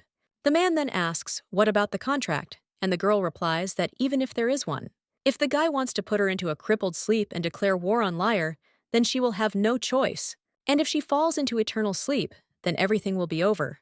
The man then asks if this means she can't trust him, and the girl shakes her head and claims that he is a fairly reliable business partner, and she also says that it would be good if what she said did not happen, but what should she do? If lightning strikes the mansion one day and destroys it, The guy then thinks he doesn't like it, and he draws the line with words about a business partner, but it is the young lady who pushes him away, and the young man wonders if she herself didn't allow him to do whatever he wanted on the ship. And now he wants to cross the line that Arcel drew, and he approaches her face. However, the main character then turns to Kale and asks what he is thinking about. After all, it seems they were saying that the magicians had reached the port and would be there soon. The man then, in shock, wonders what he was just thinking about. Much time later, and after a while, magicians board the ship. One of them greets the young lady and claims that her name is Medea, and that she is also the head of the second section of the Mage Tower. The heroine then greets her, and the Duke merely watches silently. The young lady claims to be Arcel de Liar, and next to her, as they already know, is Kale von Yanat. Look, they only think that with that look they can take life. And the main character at this time claims that he is her future husband, after which the Duke smiles, and the magicians looking at him are shocked and wonder what just happened. Someone on the ship also claims that it is leaving soon, and one of the magicians then says that they will go. Well then, the maid approaches the lady and claims that she has prepared a cabin where she can rest if she gets tired, to which she agrees. Well then, he looks at the two maids and thinks that Rosetta and Chiata are so similar, and the girl also wonders if they are twins. Chiata then claims that one of them will have to leave, and the main character asks why, and the maid replies that as far as they know. On the mainland, twins are considered a bad omen. The main character then thinks you're from, and as a migrant from another world, she doesn't understand it, after which she claims that she doesn't care, and the maid then bows and leaves. The main character then says that everything is fine, and the woman claims that the maid is not leaving for good. Also, Rosetta's previous owner hated twins, so apparently she was shocked by her words. Arcel claims that she doesn't think twins are anything strange, and she doesn't believe in such superstitions. The Duke is a little surprised by this, and then smiles. And the maid understands. Both the previous mistress and this one say the same thing. Arcel claims that it means she should be chopped off and thrown into the sea. About 20 heads to stop people believing this nonsense. The two are a little surprised by the young lady's words. However, the Duke then remembers how he told the girl not to worry, because if anyone dared to speak such nonsense, he would immediately be thrown into the sea. The maid now claims that what the mistress simply said is enough, because no one will dare to doubt the words of the future mistress. And the main character then says that they should talk during the reception. Hey, the woman asks what she's talking about. But the girl claims that they had most likely been separated for a long time. One of them is a maid at the Janat family's mainland mansion. The other is a maid on the island, and the chances of them meeting are slim.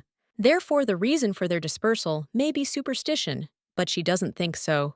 Kael's doing so, the young lady thinks that after the banquet, she should find out who separated these two and invite Rosetta to the castle. At this time, the magician is watching them and wondering what is going on there.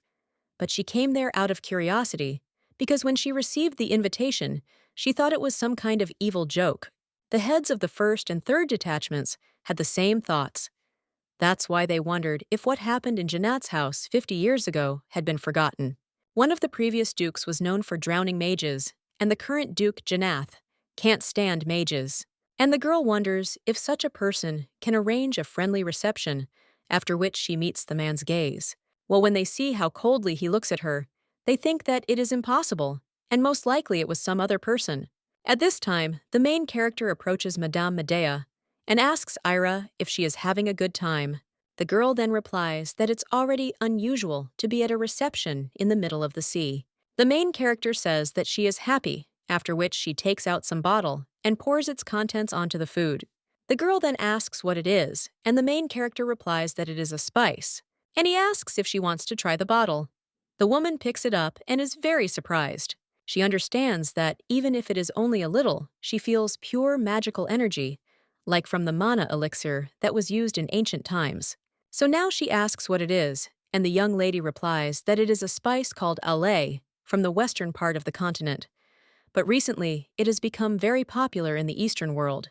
The girl then asks if something similar can be easily found in the West, and the main character replies that it is not so easy, but the House of Janat imports it on a regular basis. Medea then asks if they could periodically sell it to the Tower of Magicians, and the main character replies that trading is not difficult, but the current batch is already completely booked. after which she heads with her husband in the other direction. And when they move a little further, the main character thanks Kale, after which he smiles. All the mages look on in shock, wondering what they just saw and who the hell that was. They also wonder why the Duke has such an expression on his face, and whether these two are really in love. But they look closer than the rumors said. Well, they also wonder why Lady Liar's reaction was a little strange. The main character at this time shows them a lot of jars of spices, and also tells them to. They divided it between themselves, and if they liked it, they would contact the Mage Tower in the next quarter. Arcel also claims that if they like it, they will contact the Mage Tower in the next quarter, if the woman replies that, of course. But when the young lady claims that she will also contact the first and third departments, the mage says no. The woman understands that the guys from the first and third departments are only engaged in research deep within the tower and have no need for such a precious resource that can restore energy in an emergency. But for the second department responsible for practical magic, this is an extremely necessary thing. So now she is screaming that the second department will buy everything. The girl also hands over some kind of artifact and claims that it is a means of direct communication with her, so she asks to contact her in the next quarter.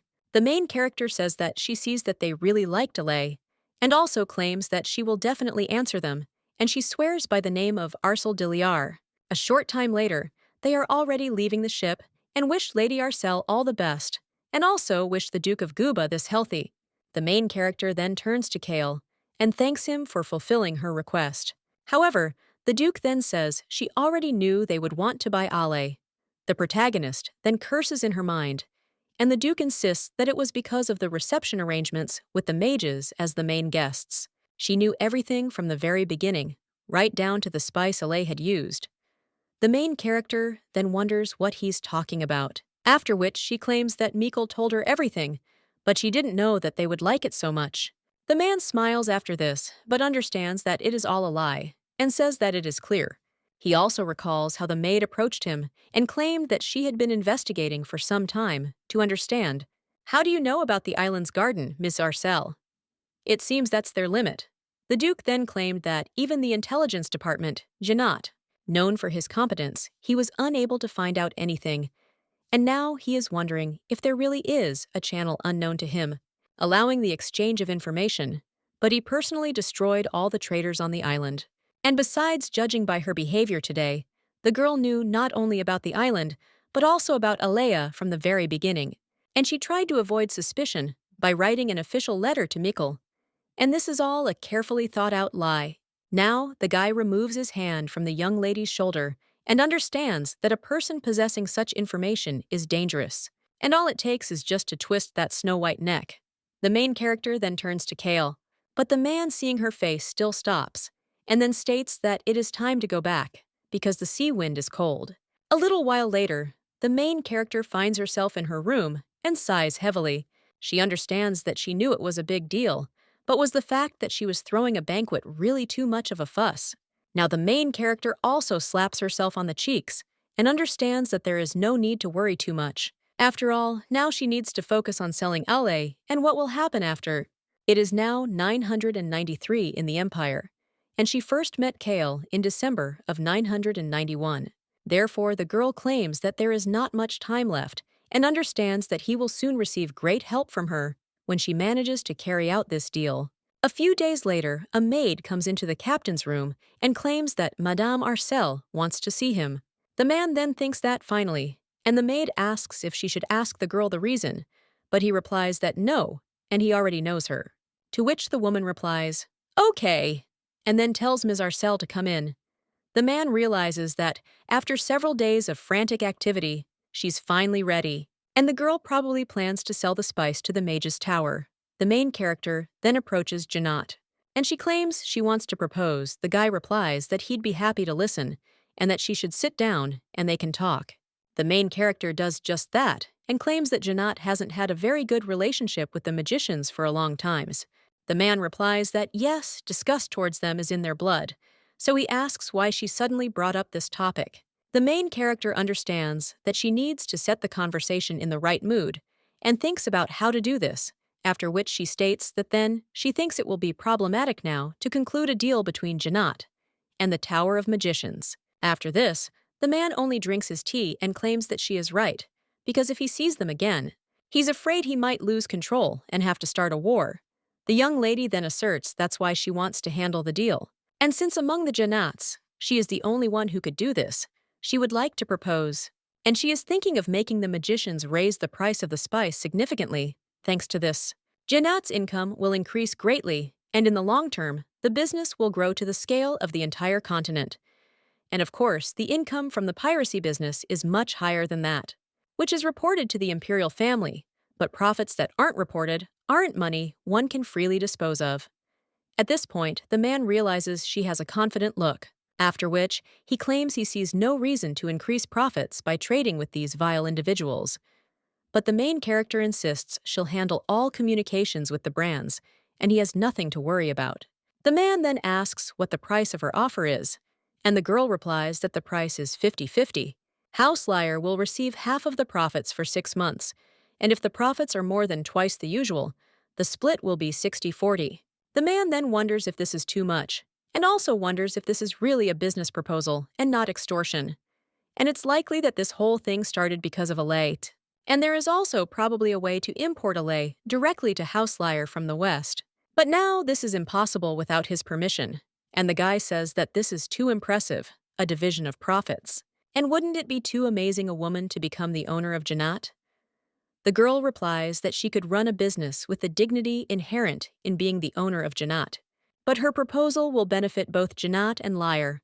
At this point, the man realizes he's afraid, but he doesn't want to lag behind even one step, after which he finally agrees, but claims that he has a condition in return. The main character asks what it is, and the guy claims that it was during the conclusion of all deals on the Spice Alley. They will be constantly close. The main character then asks him what he's talking about, after which he states that it's fine, and if that's what he wants, the Duke understands that when the girl uses the means of communication obtained from the mages, he might reveal the island's existence to the outside world, and he must remove anything that might pose a danger beforehand. This is how he will respond if asked about the reasons. But now he's wondering why he can't take his eyes off Arsel, and why he's an athlete, and he can't give it to her. The young lady then says that Ailey needs to be delivered next block. However, the girl then notices something, after which they head there, and then go back, and Makar puts his fingerprint on the document with red ink. And he tells the man to put his seal on it too. The Duke is a little surprised by this, and then smiles. He also understands that this girl's actions cannot be predicted, after which he signs the document and hands it to the young lady. The girl thanks him, but then asks if she has anything else to offer. The man asks what it is, and wonders what other extortionate deal she might be planning. The main character asks if she can invite Rosetta to the castle. The Duke then realizes that the girl seems touched by the story of the two she heard at the reception, after which he says that it is possible. But Rosetta will probably be late since she needs to look after the mansion. She says that it's okay if she arrives later, because she just wants the sisters to live together. Kyle tells her to do as she pleases, because soon in any case, all personnel matters, except those concerning the knights will be in her hands. The main character thanks Kale and claims that she thought he wouldn't refuse. The girl also says that then she ran and let him rest and leave. The man is left perplexed and wonders what just happened. A little while later, the main character is already using the artifact for communication. Medea claims that the girl finally contacted her, and she was really looking forward to it. The main character asks how she chewed. The girl replies that everything is fine thanks to her care. The girl also claims that the lady may have contacted her to discuss the spice, and the main character replies that this is true, after which she looks at the Duke and sees that he was looking at her. The man then directs his gaze to the documents, and the main character is a little surprised. The magician then turns to the lady, and the girl states that she will provide 20 boxes in a large box to begin with, but overall it will be difficult due to already booked lots for existing clients. She's so sorry because she would have liked to send more so that all the mages could enjoy the ale, but the woman then replies that no, and she's immensely grateful for how quickly she got everything ready. Arcel then thanks her for her understanding. She also realizes that they actually have over 100 boxes in storage, but this product was originally intended to irritate customers. The Duke smiles at this point, thinking the young lady is lying so easily. The girl then insists that the price the Jannat family was selling for the volume they already had was 2,000 gold pieces per box. But this time, the price increased a little because the goods had to be delivered in a hurry. Medea replies that price doesn't matter and that the problem lies elsewhere. Well, then someone is addressing her. He also claims that rumors have already spread throughout the first and third departments. Some even sent letters to Janat.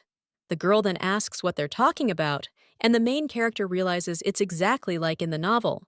But magicians don't know how to keep their mouths shut, so the news soon spread to other departments.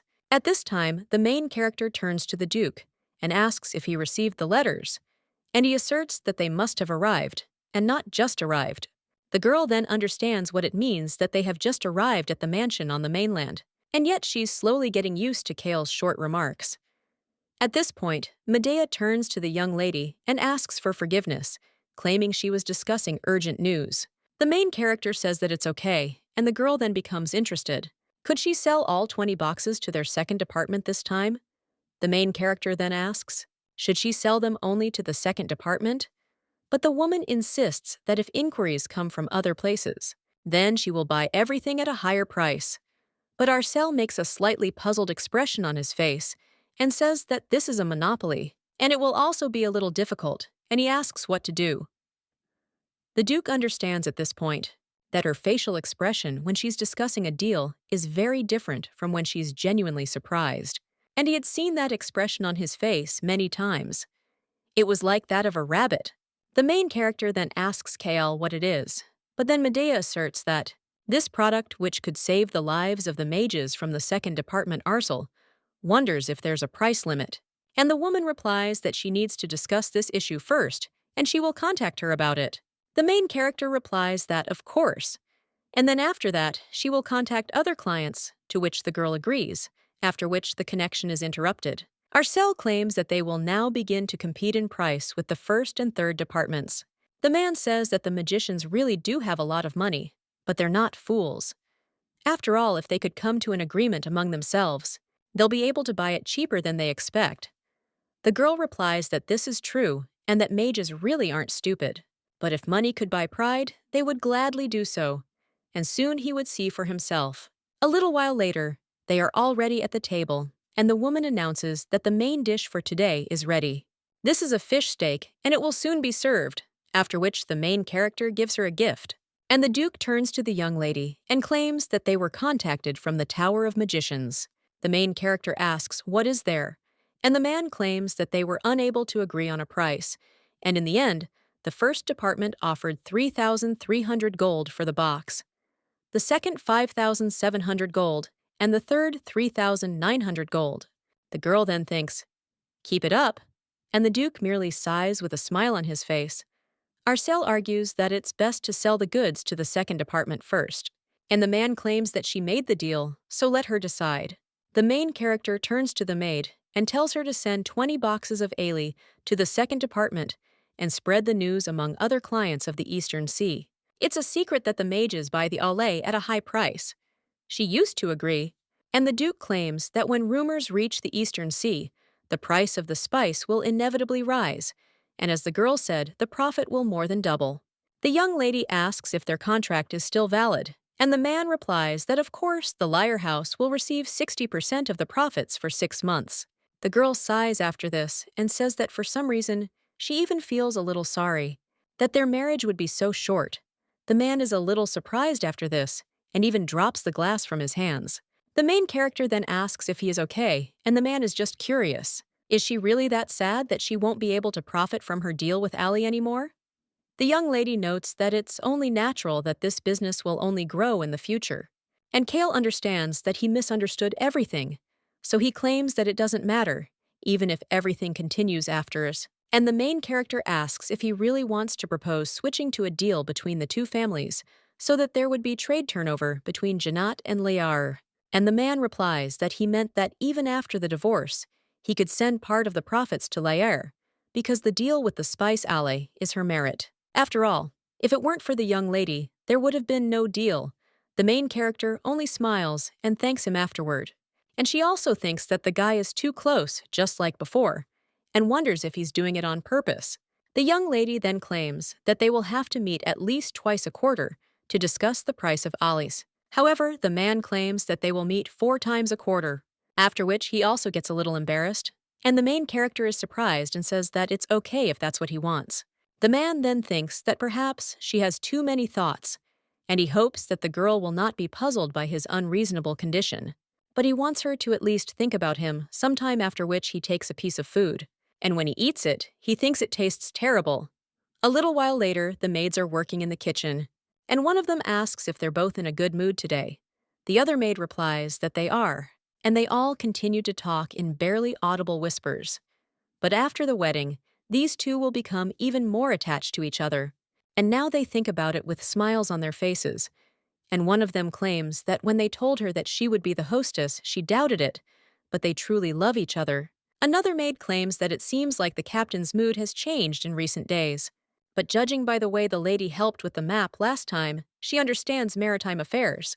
But then, one of the maids claims that Madame Rosetta will return to the island, and she heard about it from the future mistress. The head maid then only smiles and states that she hopes the two will get married as soon as possible. A little while later, the Duke calls her, and the woman asks if the master called her. The man claims that in the future, all transactions concerning spices will be carried out by Arceltu, and everything connected with Alay is under her control, so let the maid help her with whatever she needs. The woman is silent for a while after this, and the Duke asks what it is, and the woman turns to His Highness. He also claims that the atmosphere in the castle has softened recently. The man then slightly tightens the paper in his hands. He also claims that this is natural since the mistress will be there soon. The maid smiles after this, and when he sees how the gentleman is embarrassed, he turns to him and asks if it is really His Highness. It feels like spring in my soul. The man is a little surprised after this and wonders what these feelings are. When the girl smiled shyly, and when their lips almost touched, and also when she looked at him so fragile. Hoping for protection, she kept pretending to be strong, but when he took her hand, he felt that she was trembling. But he still understands that it all started from the moment he saw her gaze at their first meeting. That's why he's completely blushing now, thinking about it. A little while later, the main character opens the locker, and she sees that it's full of gold coins. The young lady also understands that this is excellent, and the deal for Ali has gone smoothly. And the first payment for the spices is equal to a year's income for House Liar. The young lady understands that she cannot hand over this money to House Liar now, and she thinks that they should be kept there for now. After which, the girl sits down at her desk, and he places his hand on the map, thinking that now is the time to do it. The girl caught the head maid. Arcel wanted anything the main character asks if Shiata would like to ask the Duke. Give her a little time. The woman replies that yes, and she will immediately confirm His Highness's schedule. She also asks if the lady can tell the purpose of her meeting, and the main character understands that Shiata has been more polite in recent days. After which, the girl states that she wants to see the gentleman, and asks if this is not enough. The woman then understands everything, and claims that she will immediately tell him. A little while later, the main character is already walking with the Duke through the garden. He asks if she wants to make a deal before the disaster. The girl replies that she does. The man then only smiles, and also remembers how the maid suddenly came to him, and she said that His Highness should change right now. And now the man is thinking, of course, why else would the girl come to him with her? He wonders what kind of disaster is approaching, and understands that the young lady comes to him only with the secrets of origin, which he is not allowed to know. The girl claims that a tsunami will soon hit the east coast, so she is going to build a breakwater on the lands of Liers, and if he doesn't mind, then she would like to build the same breakwater on the coast of Janat's possessions. The guy then asks what she's talking about, and the young lady insists she'll do it out of Liar's budget. The man then asks if she even knows how long Janat's coastline is, and given the financial state of Liar's house, that would be a bit much. The girl replies that of course she knows, after which the Duke only remains silent, and he wonders what kind of self-confidence this is. Then he leans toward the young lady and asserts that this is a tempting offer. But he wonders if she is proposing this because she thinks the coastline of the Duke she is marrying is dangerous, or because she wants something from Janati. The girl only claims that there will be no need to worry, because this way Janat's property will not be damaged, even if a tsunami hits. Then the breakwater will do its job, and in return, let him simply allow us to buy the Tinta forest. The man then asks her why she needs this forest, and understands that it is called the native land of poisons. He also understands that there is no benefit from it, since the earth is saturated with poison, and the forest is known to be expensive and useless. However, the main character smiles and claims that she wants to buy this forest and manage it personally. The girl thinks that in a few years, the Tinta forest will be a hot topic of discussion, and everything will be covered in a poisonous fog that will plunge the surrounding environment into eternal sleep. But later, golden sands will be discovered there, and this will be a real jackpot. The man asserts at this point that forest management requires labor, and it would be more profitable for Janat to build a breakwater. But if the tsunami never happens, the breakwater will be useless. The girl, however, insists that it will strengthen the Janat coastline. Meanwhile, the man realizes that no matter what profit the deal with Alay brings, the costs will be too high. So now he asks why the girl wants to buy this forest. And she answers that it is for studying plants, because everything there is lined with magical herbs. The man also wonders if this is all for the sake of her brother's future, who will become a magician. And the girl replies that of course it would be great. Build a house there where she will live with Mikkel. The man sighs heavily after this. And the young lady asks what it is, after which he claims that it is good. And they will also conclude this contract. But in exchange, the construction will be carried out secretly, and the young lady is a little surprised, while the man claims that rumors about the construction of a breakwater may spread. And then the families living on the coast will raise a fuss, especially if it becomes known that Janat and Liar are acting together. And then her uncle can also build a breakwaters, after which the man asks if she wants this, and the girl understands that she definitely does not.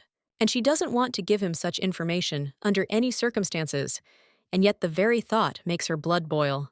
The man at this time argues that it is not worth leaving such valuable information to the enemy, after which he sighs completely and offers to sit down and rest, because he also has something to tell her. However, when they approach the bench, the man tells her to wait, after which he takes out a handkerchief, and he spreads it out on the bench and tells the girl to sit down. The main character does just that, and then thanks him, and also realizes that she sometimes forgets how wonderful his manners are.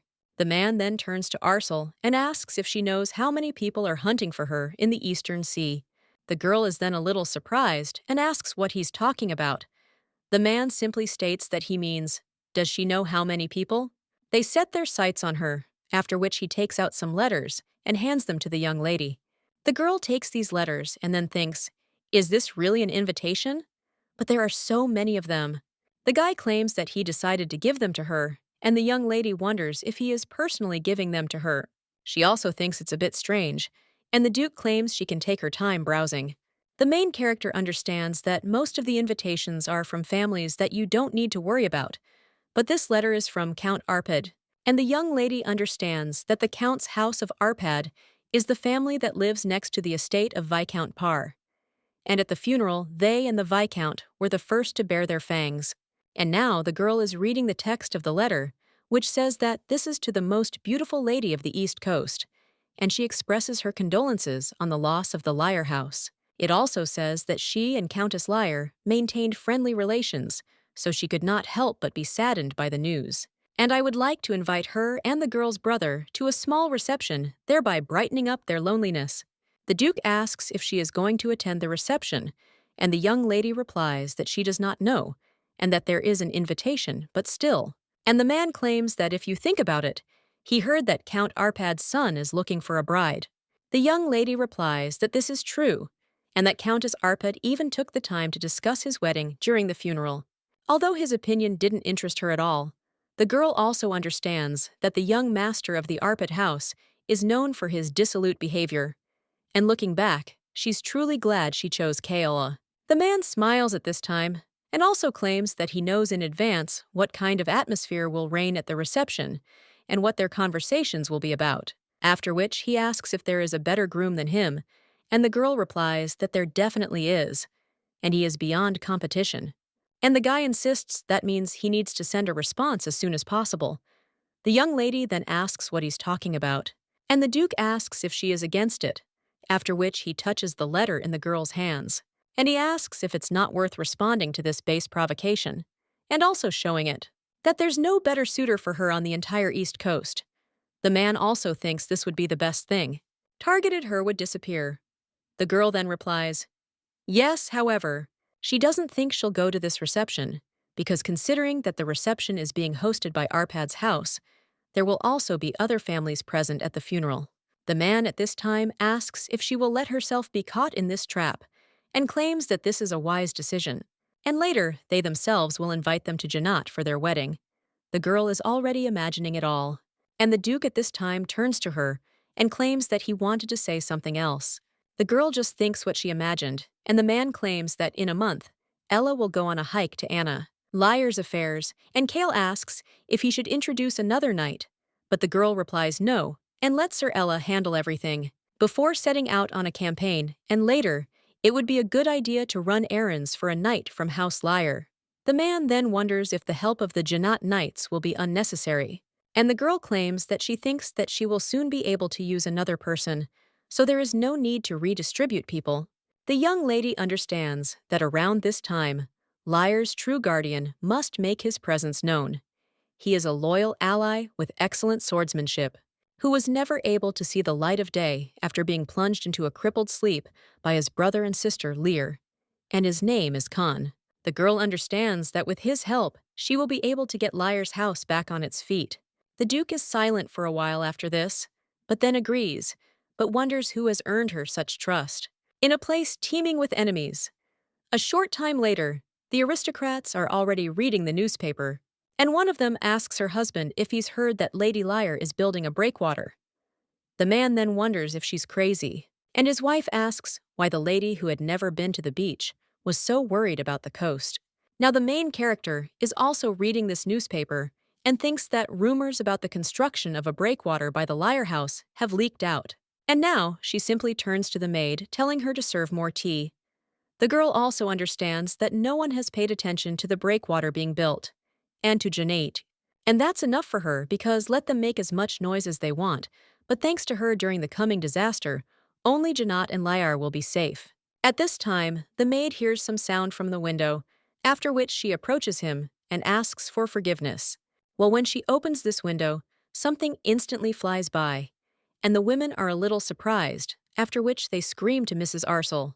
But the main character just grabs this little plane and claims that it is a letter from Michaels.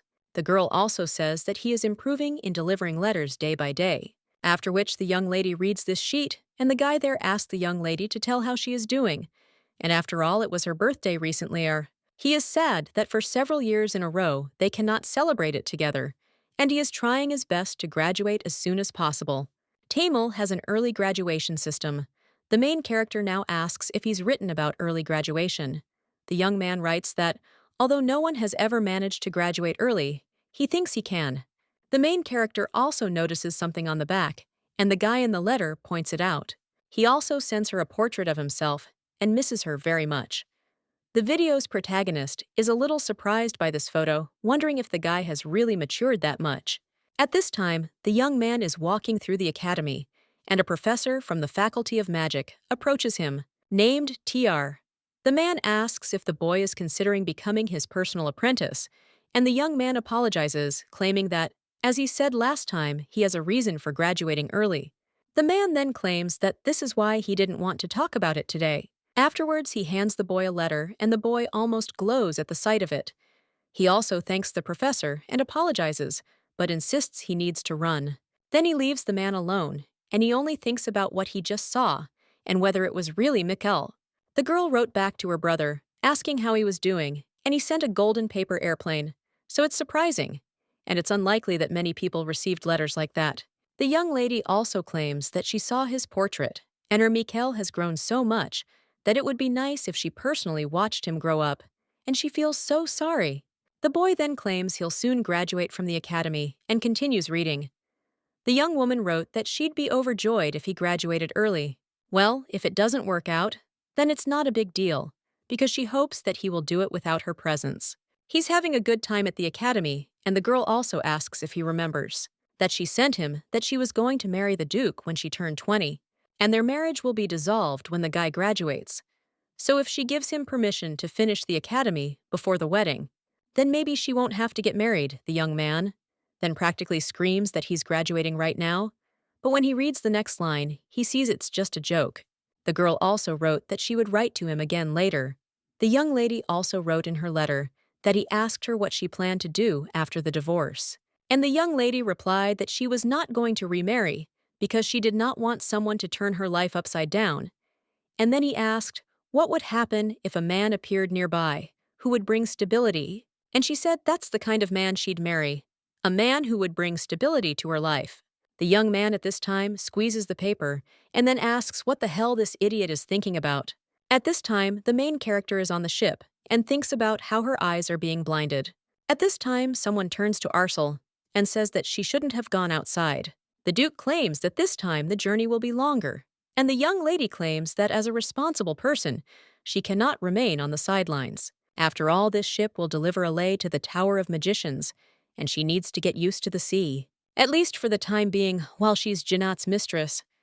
The girl understands what Mikkel said about graduating early, but no matter how hard he tries this year, it will be difficult to do this, and at least several more years will pass. So it is worth getting used to the sea so as not to harm Janat's reputation.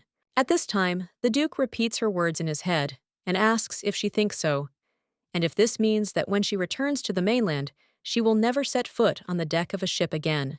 The young lady claims that there is no wind on the mainland, which makes her body tremble, and the man asks if she likes the sea breeze, to which the girl replies that she likes it, but the man just thinks that the smell of raw fish mixed with the smell of red liquid is sometimes disgusting to him, while the young lady is unlikely to feel it. Then the ship suddenly starts to tilt, and the main character gets a little scared and tries to catch her hat so that it doesn't fly off, but it's too late, and it starts flying into the oceans. The Duke immediately grabs her and embraces the young lady.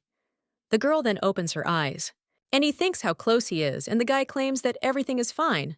But then the ship rocks again, and a monster emerges from the water. The knights then cry out that they need to prepare for an attack, and the Duke turns to Chris and tells him to figure out what the guy's agreeing to. Kyle tells the young lady that it is dangerous there, so they go to the cabin, to which the girl agrees. After they enter the room, the man asks if she is very scared, to which the young lady replies that she is a little scared. The guy says that monsters don't usually appear there, and the young lady wonders if the targets recently dealt with most of the monsters near Anna. Kale replies that yes, but monsters have been appearing more and more often lately.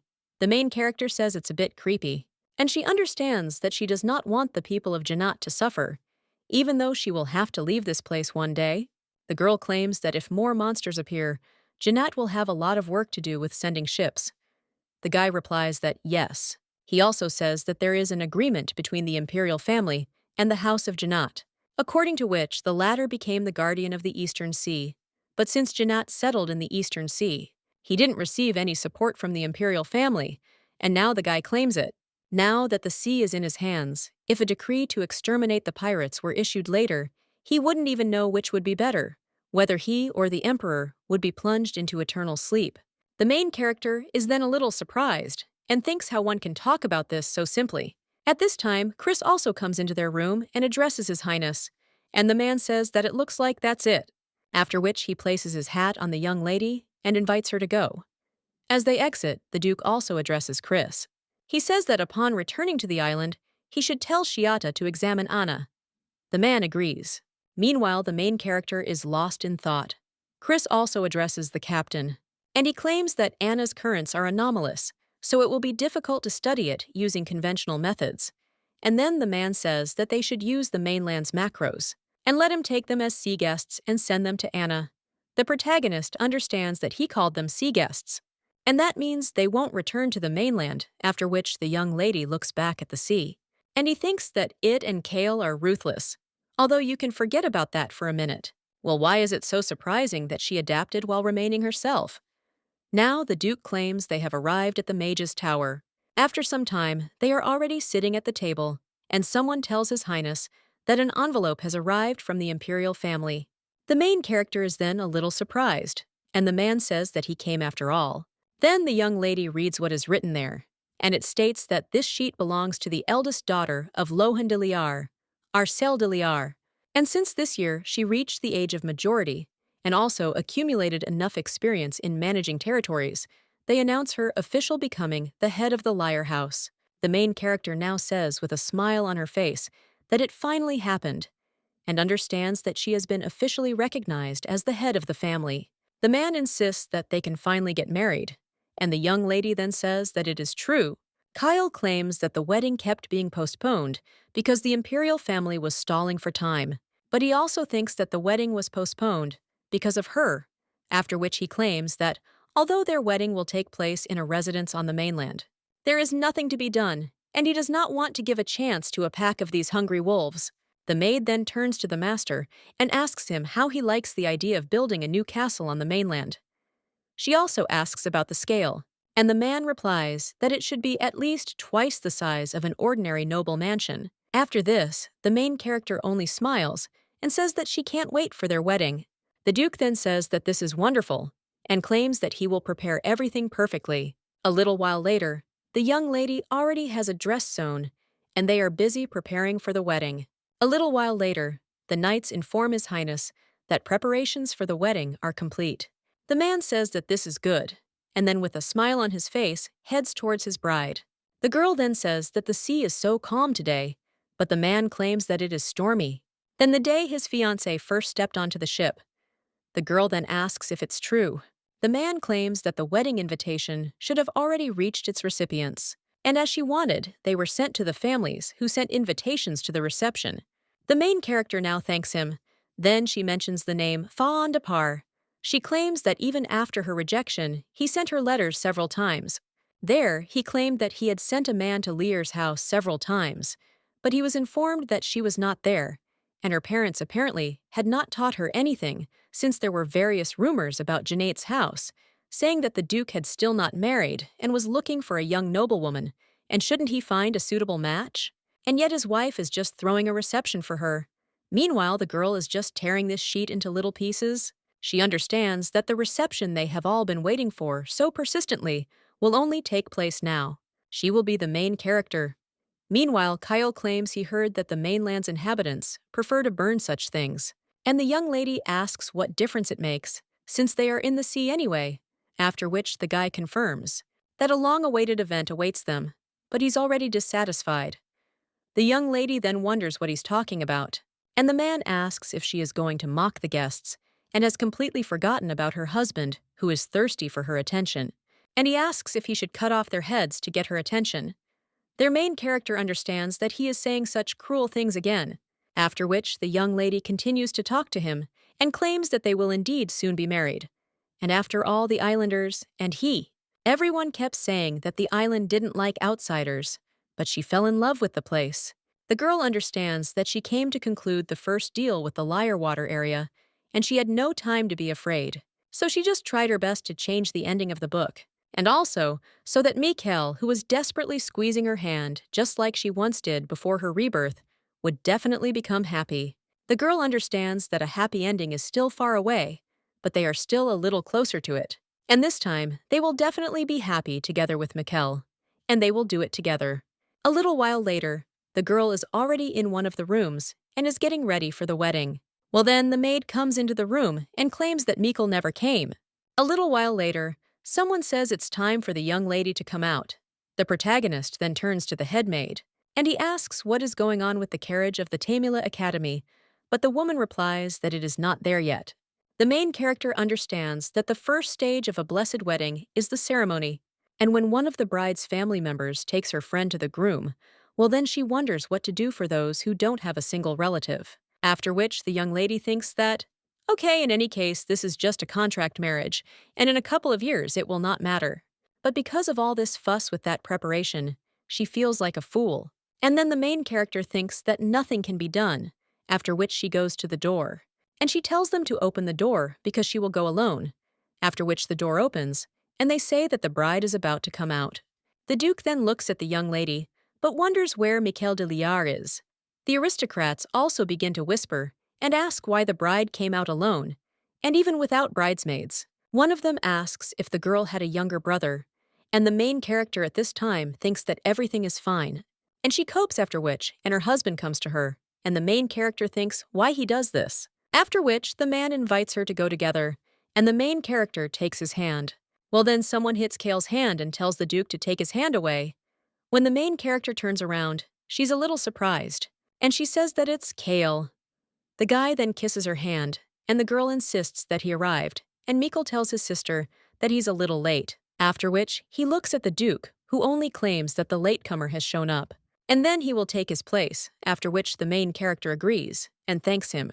At this time, the young man looks at the Duke in surprise, after which he remembers how the girl in the elevator wrote that after the divorce, she wants to build a mansion in a quieter place and live in it. She also plans to buy a forested area because the guy will be able to do magical research there, and she will also build a library with a small house to serve books in, and they will live so happily together. Meanwhile, the main character turns to Michael and tells him they need to go. And the guy at this time is just wondering if she is really going to get a divorce. But doesn't the girl notice how treacherous this guy's gaze is, and this scoundrel doesn't even think of letting her go? And then they go there anyway. And one of the men just gets angry and realizes that he heard rumors about Duke Janat. But he didn't think that things would turn out this way, and he bribed all the employees of the Liar House, and even the knights, and therefore, if he had only slightly overtaken the territory of Liar, would have been in his hands. That's why he doesn't understand why the hell Duke Janat decided to marry Arsel. He also looks at these two and thinks, doesn't this look like a pity wedding? Well then, one of the servants turns to the Viscount, and the man asks what he wants. The boy claims that his master is looking for him. The man then asks if he is the master, and at this time, the priest says that the respected guests who have gathered there should bless this precious relationship, and may the god of the seas send only fair winds to all those present. After which they put the rings on each other, and the priest says that now they should exchange a vow kiss. The main character then asks him what he's talking about, and the man claims that the two of them will officially become husband and wife after a kiss. The brunette then just smiles and pulls the girl closer to him and asks, shouldn't they advertise to everyone else that they don't have a chance? The main character then closes her eyes and thinks there's nothing she can do. Kale then says that they have nowhere to rush, after which he removes the veil from his wife, and he kisses her forehead, then her cheek. The main character thinks it's not that difficult, and in any case, it's just a stage in the ceremony. Well then, the Duke turns to her, and when the young lady raises her head, then he just kisses her. The girl is then a little surprised, and thinks that they are as if overwhelmed with emotion, that they can tear themselves away from the kiss. And then the young lady's brother also looks at the Duke, after which she smirks completely. A little while later, the main character runs up to Mikkel. The young man turns to his sister with a little concern, and the girl immediately hugs him, after which she claims she misses him very much. The young lady also says they haven't seen each other for only 3 years, and she wonders when he managed to grow so much. He previously claimed that she, too, had become unrecognizably beautiful, and the young lady replies that she hasn't changed anything like that in appearance at all. After which, the girl asks how long he was released for, because she knows that in Temida, there are strict rules regarding absences. The young man then claims that, alas, he is there only until tomorrow, and the main character says that it is not long enough, after which he says that he wishes he would graduate sooner.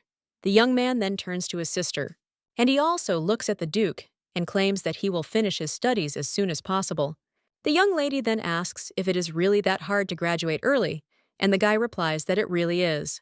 He thinks one of his professors doesn't like him because he only got a B+ in his class. The main character asks how anyone could dislike him, and the guy claims that this man offered him to stay after graduation as his personal student, but he refused. The young lady understands that if the talented Mikkel teamed up with an outstanding teacher, he would be able to fly like a winged bird, and she argues that this is a good chance, so why did he refuse? However, the young man claims that this is because it is more important for him to stay close to her. The main character is then touched by these words and says that she knew it, because her brother is the best. The Duke then turns to Arsel and apologizes for interrupting, but claims that there are many who wish to greet her. The girl then asks for forgiveness, but claims that they haven't seen each other for so long, after which she tells Mikkel that she will go to other tables for a while, and the young man only turns sadly to his sister, after which he turns to the Duke and looks at him with a furious gaze. He also asks if he is allowing himself too much, and the man is interested. Did he really go too far simply by kissing his wife? And then the young lady's brother tells him not to behave so inhumanely. As far as his sister is concerned, they'll get divorced anyway, but Kale insists that until then, they have to pretend to be a couple, After which the young lady's brother claims that sister considers this marriage to be genuine. Unlike him, Kale only curses after this and claims that of course he knows it too. But there's nothing to be done, they're already married. At this point, Arsel turns to Kale, and he asks if they can greet the guests together, and she thinks that they should look like they are in love. The man replies that, of course, and if his brother-in-law doesn't mind, he will go, since both spouses should greet the guests. After which, Kale approaches his wife and says that it looks like many people are waiting for them there. That same evening, the man walks down the corridor and sighs, thinking that it's all over. He also thinks that he understands what that puppy was saying, and as soon as the banquet ended, the girl immediately left. And of course, he has no reason to detain her when she leaves. Well, then he approaches the young lady's door, and she wonders what her reaction will be if he approaches. A short time later, the young lady asserts that when she returns to Liar's house, she will begin by organizing a nightly squad. The girl claims that she cannot take up trade as firmly as Janat, but at least she will be able to provide traders with safety on her lands. The young lady also says that this is how she intends to get the House of Liar back on its feet, and that is why she came to the Duke. The girl also claims that it seems like she is the only one who speaks there, and also asks questions. Does Kale want to tell something? However, the man remains silent after that, and he starts mentally counting the jewelry. The main character then asks if he really doesn't want to say anything at all. The Duke then starts staring at her and wonders how the girl can be so carefree. He can't even drink, afraid of losing control. But the girl is currently downing another glass, and she's probably saying that if she keeps drinking that fast, she'll be fine. However, he understands that this wine is drunk by sea dwellers, and it is too strong for an earthly man. So he needs to warn Arsel to be careful with alcohol. The main character simply insists that since he's keeping quiet, she'll be the one doing the talking again, and the girl claims that after the divorce, she will no longer be the Duchess of Janat, and therefore will not be able to use the eastern trade route. However, she still hopes that the Genete pirates will not target House Liar's ships. It would be a shame if people she knew attacked her knights. The man then clenched his fist, and he wonders if she really thinks that way about him, and that despite the number of ships crossing the Eastern Sea, he'll be the one ripping off Liar. And does she think that since they're reliable partners, once the deal is over, they become like strangers, after which he approaches the young lady, but then accidentally puts his hand on hers, which surprises him a little. Well, he still decides not to stop and takes her hand in his, to which the young lady is a little surprised. The guy is completely embarrassed. The main character then turns to Kale and asks why he's looking at her like that. But then the girl begins to feel sleepy, and she drops the glass altogether. The Duke simply grabs him, and Armel apologizes, claiming she suddenly felt so sleepy. She also asks if Kale knows a way to quickly regain consciousness. The man replies that something came to his mind, but he's afraid that she will be scared. The girl then asks if she really looks like a timid person, after which the Duke approaches her. The main character is a little surprised, and the man then asks if she's come to her senses, but the girl just looks at him in surprise. Then he says it's worth doing it again. The young lady then asserts that she thinks that if she remembers about it tomorrow. However, the guy interrupts her and asks what will happen if she remembers, after which he tells the girl to remember. And he lays her on the bed and tells her to remember everything, well, after which he hangs over her, and then he kisses her, after which he lifts her dress higher, but suddenly stops. And he buries his face in her shoulder and wishes her good night. Kale claims that if he goes further, he's afraid she'll be disappointed in him. The young lady then simply closes her eyes, and the next morning she wakes up. The girl thinks about how her head is splitting and asks for water. She realizes that her head is aching like a sleepy headache. It's clearly a hangover. But yesterday she drank wine. The main character also looks at the man next to her, and she wonders how this happened. But then the young lady remembers what happened yesterday and becomes very embarrassed, and also wonders if she didn't blurt out all her plans for the future yesterday. But the main thing is that she didn't say anything about the gold mine in the Tinta forest, and at least something makes her happy. Well, in any case, this is a divorce. She has to take the forest for herself. And then the girl thinks that yesterday she didn't do anything strange. However, then she remembers how the man told her to remember all of this, down to the smallest detail. And now the girl is sitting there, completely red. Afterwards, she also remembers what happened afterward, and wonders if it was all a dream, because why did Kale behave that way? but the main character still realizes that they really did kiss, and maybe it was all because of that one. That Kyle was also drunk, and the girl also remembers the kisses at the wedding and thinks that it was a performance. And even the way he spoke, shouldn't they tell everyone else that? There's no room for them, so now the young lady thinks he must have been drunk, because nobles aren't exactly fond of gossip. So the wedding guests were so interested in the wedding night that they even left a whole mountain of gifts and flowers outside the bridal suite. The main character then looks at her husband's shining face and thinks how he can act like that, making a girl's heart flutter. But the guy really is more gentle than he seems. After which, the young lady whispers that she likes him. Then she wonders if he heard anything, and then gets out of bed and quietly says that she was happy last night. The young man only makes a sound in his sleep, and the main character realizes that it seems he doesn't hear. But before the divorce, she must keep her head cool, because if she's careless, she might tell about the gold mine in the Tinta Forest. When the main character leaves the room, the guy simply places his hand on his forehead and sighs. A short time later, one of the aristocrats claims he can't even imagine that Duke Janat and his wife will be so passionate, and his wife replies that this is for sure, and during the ceremony they could not take their eyes off each other, and they say that they only recently left the chamber as newlyweds, and then the man claims that a sweet newlywed couple has appeared. Meanwhile, the main character picks up a piece of paper from her brother, where he writes that he was so pleased to meet his sister after a long time. Apparently, the wedding ceremony had exhausted her greatly, and he had already left, so she hoped to finish the academy soon and return the main character. Then apologizes to Mikkel and realizes she hadn't even had the chance to say goodbye to him before leaving. She also thinks she needs to text him urgently, so her brother won't get upset. Then she hears someone knocking on the door and telling them to come in, after which the maid comes in and asks if the ship owner slept well, because she and the gentleman are simply amazing and just got up and started working. The main character then asks what a ship owner means, and the woman claims that since she got married, she became, so to speak, the mistress of the ship, and this is also what they say about the mistress of the house and the person who manages the finances. Arcel says it's surprising, and the maid asks if she's not tired of being addressed as "milady." She also claims to have heard that the mistress had a good night last night, after which the main character becomes a little embarrassed and answers that yes. And the maid asks how many times this has happened, but the girl interrupts her and asks if the maid will fulfill one of her requests. The girl replies that of course the young lady wants her to bring her a list of all the names in Lyre's house, from knights to maids. Lila asks if the mistress wants to investigate anything, and she replies no, only to find out the names. She adds silently that she already knows everything. The maid then agrees and claims that the list will be made immediately. A short time later, she presents the list to her mistress and says that she has entered it.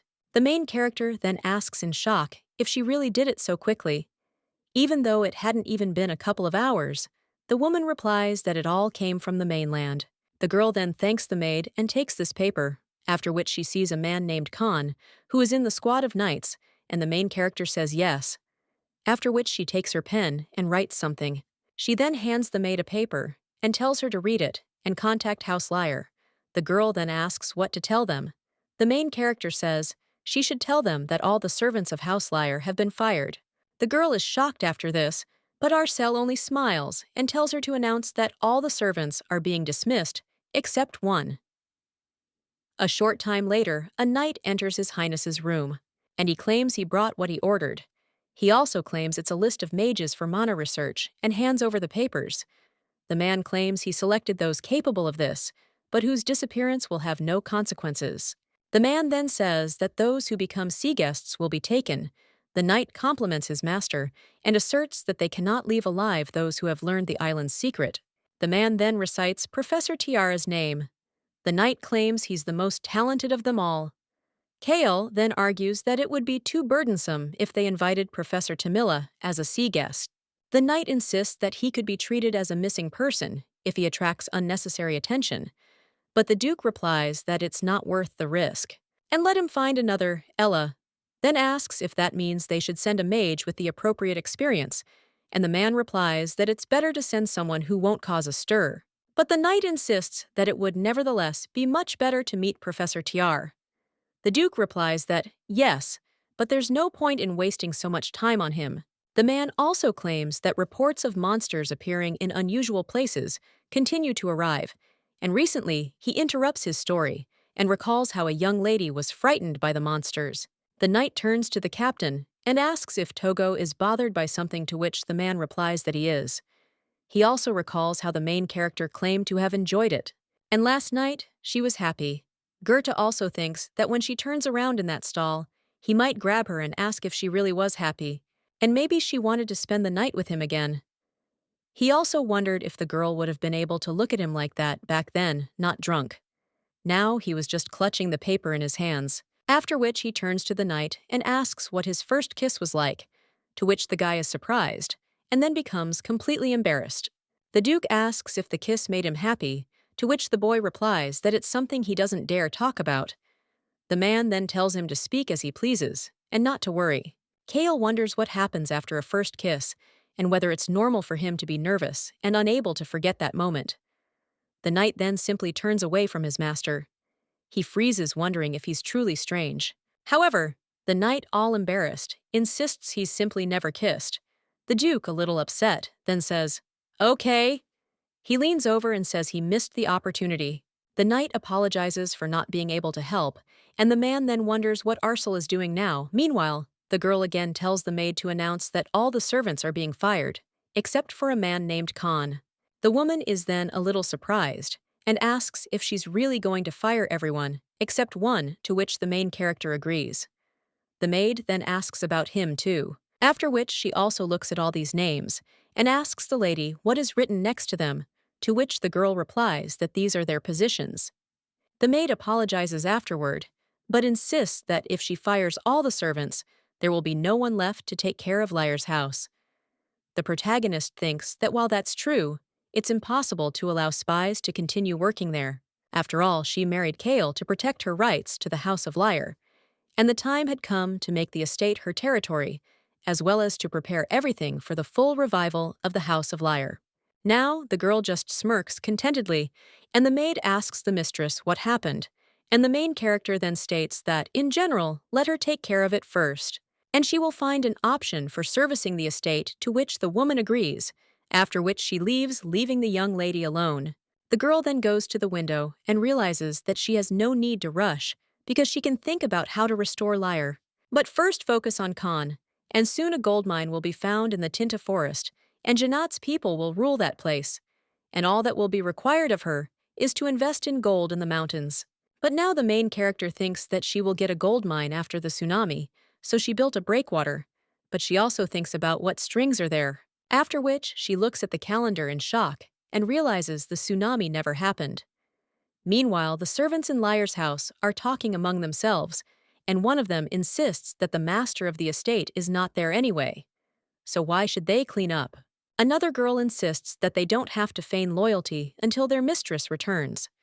Her friend counters that she wasn't there for 3 years anyway, and that she heard the girl recently got married and moved into Janat's house. So why would she even go back there? Her colleague insists that's not true, and that someone from her comes from time to time. Last time he asked their names.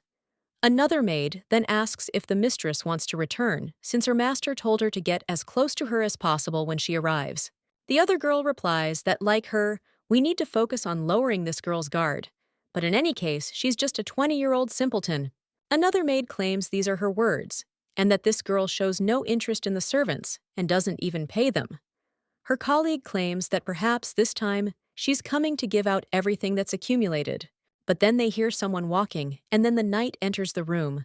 The maid starts whispering, and one of them claims she thought they would arrive together this time, but he's alone again. But then one of them sees the guy bringing something. She whispers to her friend that perhaps Arcel really will return to the estate, and they will finally get their paycheck, and that maybe they should convey this information to the master. The knight then merely turns to his service and claims he has come to deliver a command from Lady Arcel, the mistress of the Liar household. He then asserts that the entire knightly troop, with the exception of Khan, is present, and all the servants are dismissed. The woman then asks what it is, but the knight only asks her name, to which she replies that her name is Ellie.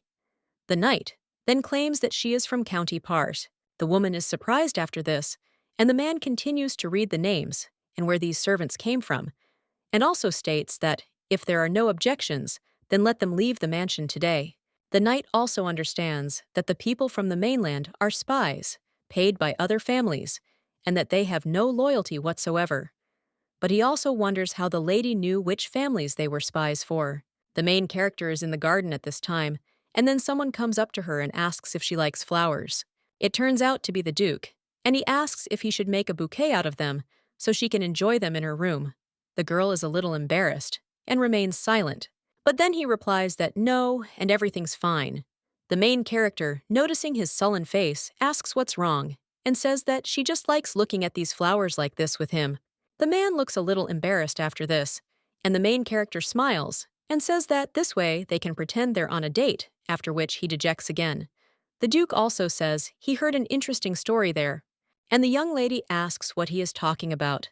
The guy claims that she fired all the servants of the Lyre House, except for one person, after which the young lady smiles and claims that this is a knight named Khan. He will become captain of the knightly company of House Lyre. The man then asks if he will become captain, and the young lady replies that everyone else has already been bribed by other families. The Duke then realizes that Arcel knew this time, and not only that all the servants of House Lyre were bribed, but it's also important to know which specific families bribed whom, and apparently she's 100% sure of her guess, with one exception. But mistakes definitely happen. He also recalls how the young lady claimed there would soon be a large tsunami on the East Coast, but he thinks that he is still not there. And since the girl was wrong about the natural disaster, but at the same time, she is good at dealing with people, he wonders if this means that she is getting information from some guild. The man then turns to Arcel and asks how she knows this. He leans closer to her and repeats his question. However, the young lady tells him to wait and confirms. What he did say was that he was corroding everything Kale claims he tried, but at some point he hit a dead end. The main character asks if he's hit a dead end, and the man claims she's noticeably different from the person she was a couple of years before the funeral. And it's as if a completely different person is standing before him now. The young lady is a little surprised after this. The man asks if he's wrong, then looks at her coldly, then smiles. He thinks it's quite curious, and the girl who always held her head upright, no matter what anyone said, is frozen in indecision, unable to cope with the emotions that overwhelm her. The girl now claims that such a thing is possible, and the man claims that this is all, and he was not able to find out more, and also still does not know what exactly caused such drastic changes in her, and the young lady says that this is how, and the guy insists that's why he's going to dig a little deeper. Arcel understands he'll never be able to find out what he wants. But what kind of person is he, and is it even possible to laugh at such an absurd scenario? She woke up inside the novel she'd just read in the body of its main character. The guy asked her if she thought he wouldn't be able to get to the bottom of it, and he says that if she allows it, he will try to reveal his fiancé's secret to the best of his ability. The main character then smiles and insists that everything is fair, because it's a secret she's never shared with anyone. The man asks if this includes her brother, after which the girl nods, and the boy realizes that even the boy is unaware of the secret. Arcel claims that no one will be able to reveal her secret, but tells the boy that he can. And the young lady thinks, how can one be so self-confident? After which the man claims that he is sure that he can figure out what is going on. Believe me, she herself knows the truth perfectly well. And the day will come when she'll tell him everything in person. Arcel insists that this is clearly not a secret she should share with those she's soon planning to divorce. She also realizes she's uneasy about the way the conversation has taken this turn and needs to change the subject quickly, after which the young lady asserts that one way or another, if Khan is appointed captain of the Qatari detachment, there will no longer be spies in the Lyre residence. The Duke then asks if he really has such outstanding abilities, and the girl replies that not really, and she thinks that at the moment he is not competent enough, but he is the only one she can trust. The man then wonders if, to put it simply, she trusts some man named Khan, but doesn't even have the slightest bit of trust in him. The girl also says she wants to say something else, after which she asserts that she loves Kale and will remind him of it daily. And since he puts so much effort into maintaining their marriage, she thinks she should reciprocate. The man then replies that he understands, but thinks he's really lost it. The young lady asks if he's very surprised, to which he replies, "A little." So he looks at the young lady coldly, but is surprised. At this point, one of the captain's mates is looking out to sea and eating something. Then his colleague approaches him and claims that it seems there's a ship on the way and there's a good chance of making some money. The guy asks if this is true, after which he claims that it is so timely. But he was ready to go crazy with boredom, after which he says that they should turn the ship around, to which the father agrees. The captain's assistant understands that all this time he had to be in the southern outskirts of the sea because he had to observe the movements of the Lyre House, but now he does not need to do something like that. So he feels a sense of relief. Meanwhile, one of the men hands the boy a map, and the young man thinks that in exchange he has to watch the monsters. And the guardian of the Eastern Sea, Duke Janat. And the reason he was able to keep all the titles was because in the Eastern Sea, monsters put at least 10 people a year into a passionate sleep. And besides, most of the dead were knights of the Janat family who hunted monsters. And of course, the biggest problem in the Eastern Sea were pirates. But as soon as they carry out their dirty deeds, they immediately sail away to the distant western outskirts of the sea, and therefore, it is practically impossible to expel them from the territory of the Janati. This is the argument the captain uses to justify himself. And now the guy says that it's not hard to predict what will happen if you don't fight back against the monster, and he asks if the emperor gave any orders for this. Well then, the guy's a little surprised, and wonders what the noise is and whether someone is really being shot at, but then he looks in that direction and sees that these are fireworks, after which he asks what it is. He also sees that the people on the ship are completely drunk and wonders if they have completely lost their minds and whether they have staged a protest begging to be eaten quickly. At this point, one of the pirates turns to Mr. Li Ji-an and asks what he plans to do. The second in command asks what he thinks, after which he simply pats Yuri on the head and asks what he thinks, after which he tells him to head there because they'll have fun with those revelers. The guy also tells the young man to watch closely and learn. A short time later, they're already pointing a sword at the last man on the ship. The boy then screams, begging for mercy, and the captain's mate realizes he thought he'd have a good time. But it couldn't be more boring, even though the payoff turned out to be substantial. At this point, someone tells the man to wait and insists they should go down to the cabin, after which he practically calls the guy's name and then apologizes and claims that someone inside wants to see him. The man claims that it would be easier to smash that man's head in, and there would be one less problem. But the young man claims that he thinks it's not that simple, because the man says that he has some business with him, and the young man asks if he's dressed, after which he takes up the sword, and he claims he'll go and look in the cabin. He also breaks into this cabin and asks who they have there. There he sees a man with red hair, and he wonders if they are the same pirates of the Eastern Sea. The young man claims that hundreds of pirate ships ply the Eastern Seas and shouldn't be lumped together. The man becomes a little frightened and says, "Well, that's how it is." And when the young man approaches him, he only becomes frightened. The captain's mate insists his name is Patience, and the boy then insists that it's definitely the same name. He's also not mistaken. They say he's the most ferocious pirate in the Eastern Sea. The young man then realizes that he actually received this name in honor of the dog raised by the founder of the Janat clan. The boy then asks what business he has, and the man replies that it's a deal they have made, and he wants to offer it to him. The captain's assistant then insists that he should voice his conditions more quickly, since they have little time, after which he gets scared, and states that, to be brief, he needs to talk to their leader. Li Jian wonders if he's completely lost his mind, and suggests he arrange a meeting with the captain. The captain insists they want to support them with money and weapons. The captain's assistant asks what he's talking about, and the young man insists they'll only have one condition in exchange. Li Jian then insists that it couldn't be any other way, suggesting they discuss the matter in their next life. However, the man tells him to wait, because all they need to do is rob the ship they point to, and they'll provide them with money, weapons, and mages, so let them just rob the ship of one family. The guy asks which family. The man replies, "The Janat family." A short while later, the agents are already wondering who they're planning to rob. The captain's assistant insists they're ready to provide any support. The Janat family flag. The man then asks who the client is, and the captain's assistant insists it's Viscount Parr, and he had to press a little to extract that information.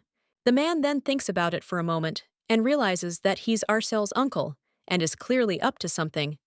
Clearly only a madman would attack Janat's family alone, and now the man tells the boy to contact the information department and tell them to find out if they really were Viscount Parr's subordinates. The young man asks what he will do if the information is confirmed, and the Duke only says that he should find out who is behind him, because he needs to find out whether there are families that have recently been initiated into them, and also find out to which families all the guests who have visited Viscount Parr recently belong. The captain's assistant claims he will immediately begin an investigation, but then they hear someone approaching the office and knocking. He also tells the servants that she's coming in. It turns out to be the main character, and she asks Cale if she can come in. The man, a little embarrassed, replies, "Of course," and the young lady claims he seems busy, to which the Duke replies that no, and he is completely free, and the knight watching this cannot help but smile, after which he asserts that he is leaving them. Kyle claims he's curious about the important matter she's had, since she decided to personally visit his office, as they could have talked in the bedroom. He also tells her to sit on the couch, to which she thanks him, after which she insists that I tell her the matter is very important, but she simply wants to invite someone to the villa. The man asks if there's any problem with the residence's owner wanting to invite a guest, and the woman insists that the person is from the Lyre family. And as already mentioned, she plans to meet the man she intends to appoint as captain of her knightly company. The man then says that if he refuses her, she will still do as she pleases, and asks if that's true. The main character then looks at him, but he only looks away, and the young lady asks if she can find out the reason. Cale realizes that this is probably not what the girl expected to hear. Indeed, there's no reason why the head of the family shouldn't date the captain of the knightly company, but to put it bluntly, he's simply jealous, and now the man is moving closer to the young lady. He then asserts that he would prefer her to spend her nights alone with him. The young lady is a little surprised, but then insists that, of course, it's bad form to invite someone over at night. She'll summon him in the morning and send him away before noon, and the young lady asks if that would be better. The Duke is silent for a moment after this, and then realizes he meant something different. But Arcel doesn't need to know about this, so now he claims this option suits him. The young lady then says that it seems there was something serious in the report he recently received, and the man understands that at the moment there is nothing more serious than the situation that arose between them, after which she asks if the girl is worried, or for him, and the young lady notes that it is natural. After all, they are married. The man then approaches the young lady again and asserts that he actually has a lot of worries. The main character then thinks he's a little close and asks if she can help him with something, to which he replies that yes, and that she's the only one who can ease his worries. The girl insists that in that case, she absolutely must help him, and the Duke asks if she can do something for him, after which he smiles, and the young lady says that if it makes him feel better, then she agrees. That same evening, they're sitting together on the bed, and the young woman claims she never expected him to make such a request. She also wonders if it will really help him feel better. The young man places his hand on hers, and the young woman recalls how he proposed repeating that night after their wedding. Cale realizes it was a truly sweet night, and one when he felt they were truly in love. But in his thoughts, he wants to devour her lips, just as he didn't want to give even the slightest bit of attention to the man who was claiming the position of captain of the knightly squad. But Arcel has no such thoughts about him. Well then, the main character said that if it would make him feel better, she would agree. The man then asked in shock what she had just said, and the young lady merely stated that she needed to prepare something, and she asked if he would wait for her in the bedroom. Now the man was just drinking wine, and the young lady turned to him a little surprised and asked if he was okay, as she thought he was drinking too quickly. The Duke replies that everything is fine because, unlike her, he doesn't get drunk from such a tiny amount of alcohol. The protagonist then asks what doubts are gnawing at him and suggests that he try sharing them with hers. Cale then asks if she thinks it's worth it, and then realizes that he didn't expect at all that after talking about the first wedding night, she would decide to prepare alcohol and offer to have a heart-to-heart talk. The girl now claims that they say that she feels better if she shares her doubts and worries with someone about the man who thinks that there is nothing like that, and he understands that he desires her. Well, he wonders what she'll do if he says it so bluntly, but he still understands that he needs to approach her gradually, and rabbits are very sensitive to the presence of people. They also tend to flee at the slightest sound of a hunter's footsteps, so now he claims he was informed that someone has made a request to the pirates in the nearby sea, but he himself understands that he will ultimately have to avoid answering this question again. He also asks if he should pour the young lady a drink, and the girl replies, "Just a little," and asks what they've asked of him. The man claims they're willing to provide the pirates with money, weapons, and magicians, but in exchange, the pirates must rob a ship with the flag of the Genet family. And of course, those pirates will not be able to attack the Genet family, so he is worried that the customer might harm them. The main character then wonders what he is talking about and whether he is really worrying about other agencies for no reason, claiming that he is so worried about them that he can't even close his eyes. The main character then says that this is how difficult the situation is, since the target is the Janat family, and the customer clearly belongs to the nobility. After which, the young lady asks what to do, and the guy thinks how cute she is, and the young lady claims that perhaps this could be their chance. After all, if they send mages, then let them investigate Anna.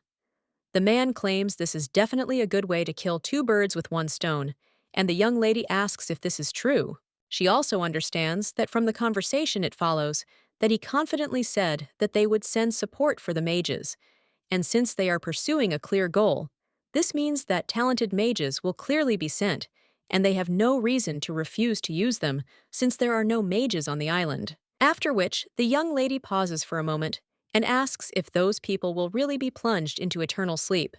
The young lady also asserts that then she will have to reconsider the plan, since they cannot use mages as sea guests. The guy pushes her glass away and replies, "No!" He also thinks her plan is pretty good. Then he moves closer to her and pushes her onto the bed. And he also claims that they are the ones who took part in the plan to attack the Janat family, so there is nothing wrong with cutting off such people's limbs and throwing them at Anna. This will be punishment for daring to threaten Janat's family. The main character then says, "That's how it is." And yet, with a smile on her face, she claims she's glad she was able to help him. Afterwards, the girl closes her eyes, and the man asks if she's fallen asleep. He then moves closer to the young lady and claims that this is also a punishment. Punishment for her failure to understand his feelings, after which the man blows out the candles and wishes her good night, then leaves the room. He also recalls how the girl looked at him with a smile on her face and how he almost kissed her. Then the headmaid approaches His Highness, and the man asks if it's an urgent matter and wonders what she's doing there at this hour. The woman replies that yes, there she is. He then points to the young man standing next to him, and the Duke is shocked to see that it is the young lady's brother Mikhail, claims that he and Duke Janat haven't seen each other in a long time. However, His Highness is only wondering what this rascal is up to. Some time ago, at the Tamila Academy, a professor approached a student named Mikhail and asked if he was still considering becoming his apprentice. The young man simply looked at the professor with disgust, then glanced at his grade and saw it was a B+. Yet he was the type who always got an A+. And now he understands that he never made mistakes in Professor Tiara's practical classes. But this assessment is clearly revenge for the refusal, and this man's persistence is amazing. The young man understands that he must return to his older sister as soon as possible, so he insists he's not going. Then he turns around and says that since they've discussed everything, he'll go, but the professor tells him to wait. And unfortunately, today, he called him to his place for a completely different reason, and then he asks if the guy would like to conduct research outside the academy. The young man understands that if he engages in research outside the academy, he will not receive credit for all the practical courses he applied for this semester, and therefore it would be a mistake to consider this retribution on the part of Professor Tiara. Well, he wonders if he's up to something else, and wonders why the man made such an unexpected offer, and that he shouldn't misunderstand, since he's not asking because he doesn't trust him. The professor claims he heard the guy arrived from the eastern part of the continent. The young man replies that yes, and from the attacks after which the man claims that the Duchy of Janat is just looking for a magician, after which the young man replied that he agrees. and he absolutely wants to go there. A little while later, he finds himself on a ship and sailing toward the island. The boy realizes he hasn't set foot on a ship's deck in a long time. He also remembers sailing often on a boat when his parents were alive, and also that day with his sister. Now the young man looks sadly at the sea, clenching his fists, and realizing that back then, he couldn't have imagined things would turn out this way. At this point, the boy also hears someone talking to each other, after which he uses magic, and a butterfly appears in the air. This butterfly flies up to the two who are whispering, and he transmits the sound to the mage. Mikkel hears one of the men ask what this guy is doing on this ship, and another wonders if he's the mage who was summoned. He heard that the mage who arrives this time was ordered to be treated like a sea guest. The young man then wonders what they're talking about, and the man insists that he is, after all, the younger brother of Mrs. Shipowner. The boy wonders if his sister is really called Mrs. Shipowner. One of the pirates claims the boy is the one sent by Professor Tiar. The young man then recalls his butterfly, and realizes this will confuse everyone, not only those people, but also Duke Janat, who couldn't even imagine that he would be the one coming. So now the guy smiles and thinks he wants to meet his sister as soon as possible and is sure she'll be happy. But at that very moment, the ship tilts, and everyone on it screams out, "What is this? And is it really a monster?" The young man then looks up at the sky and realizes there are waves of Maine there, after which he tells them to go there because there seems to be something there. The pirate then asks if it's really that way and claims that Anna is there.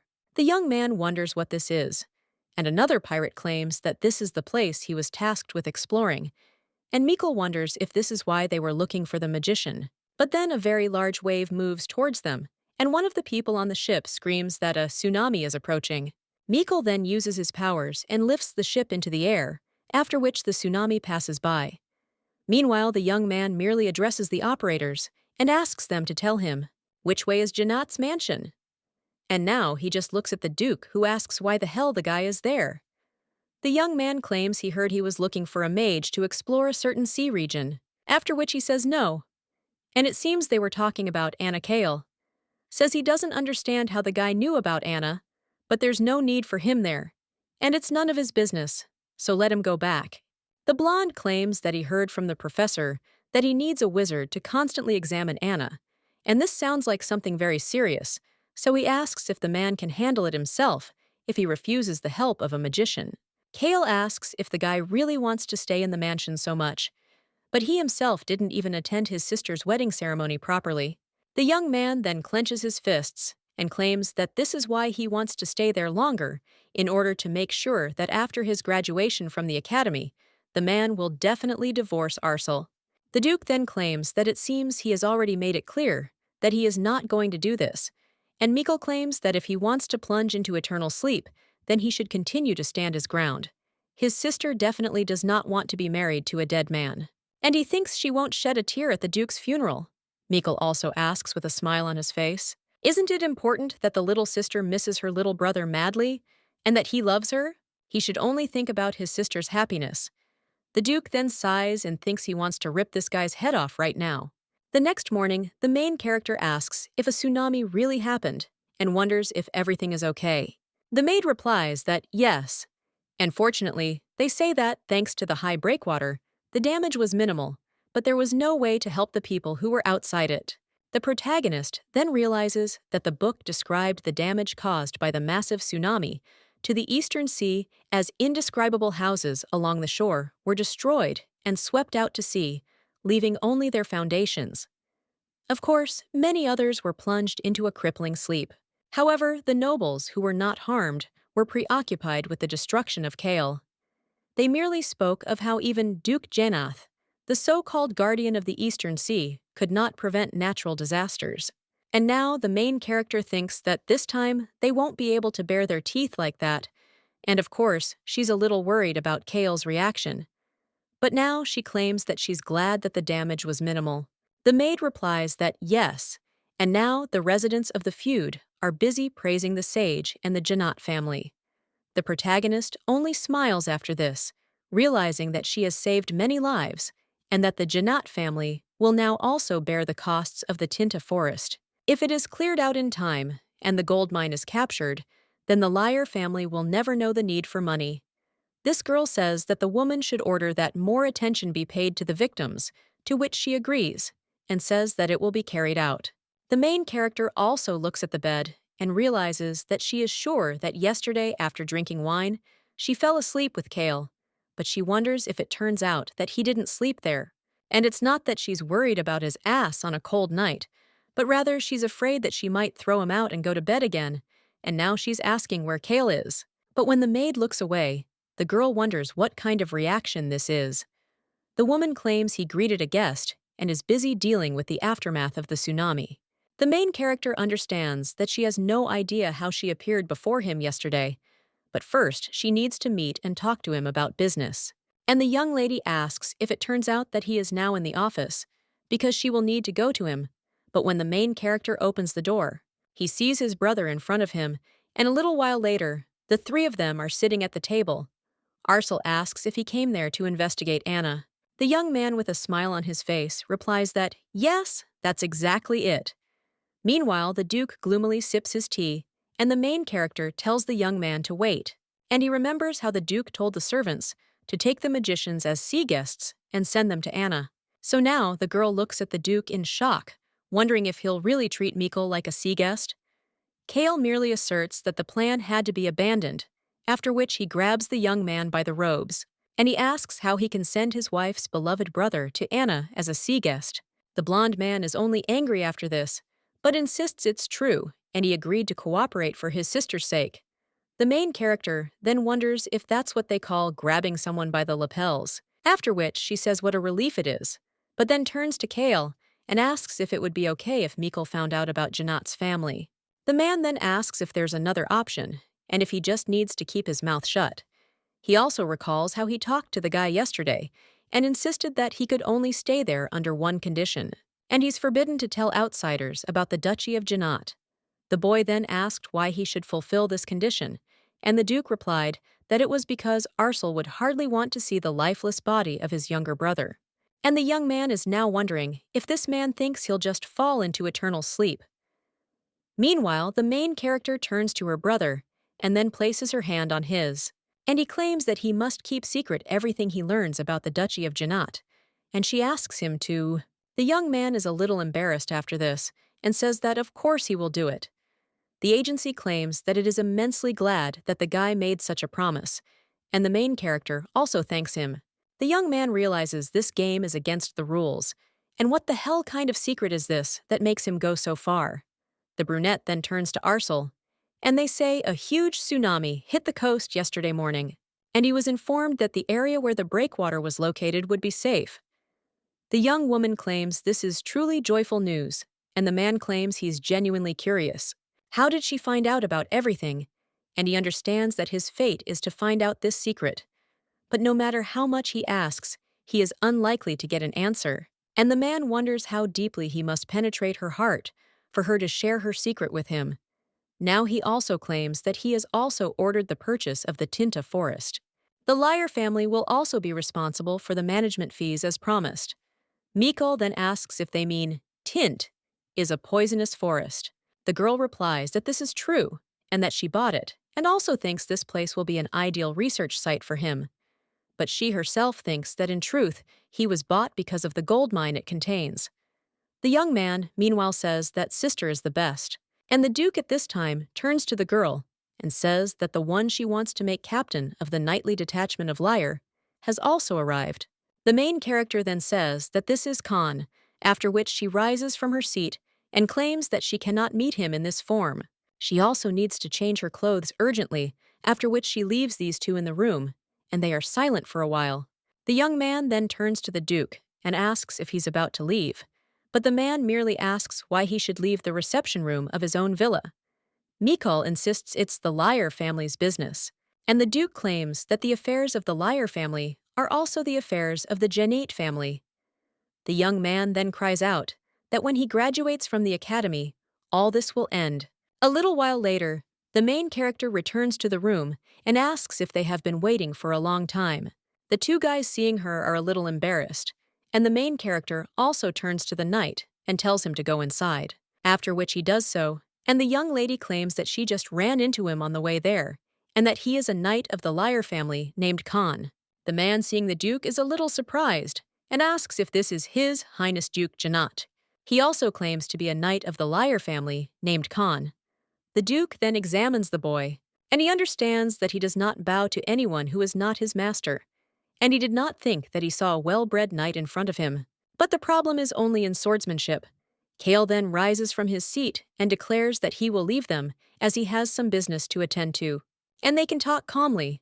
The main character then says, "That's how it is," while her brother just smiles.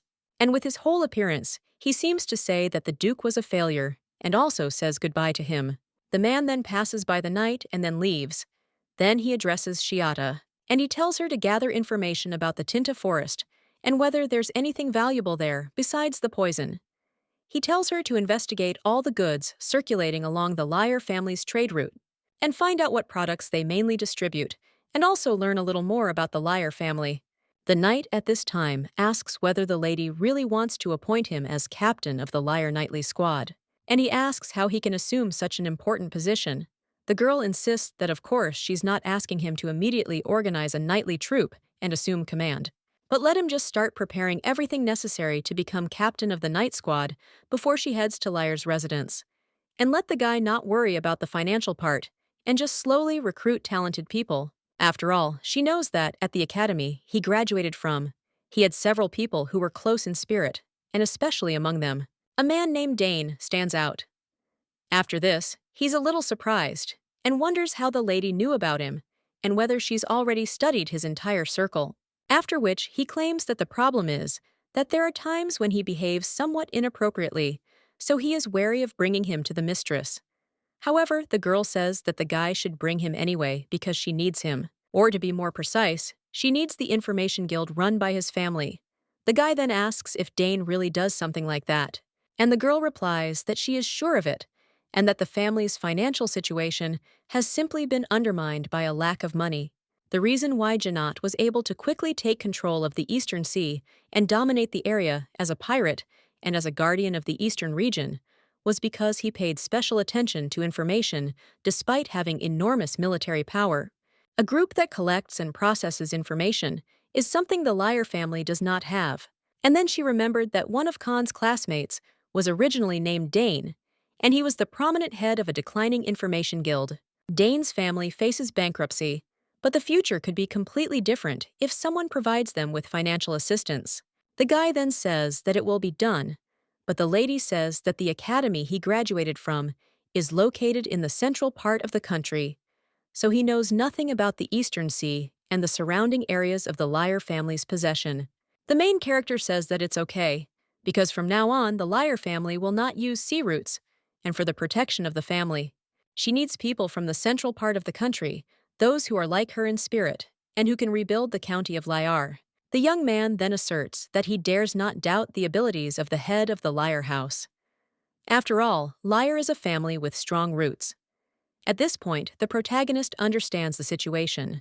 When the entire support staff was fired, the guy intended to restore his family and build up the information guild that had taken over his fallen, as well as create a new search squad.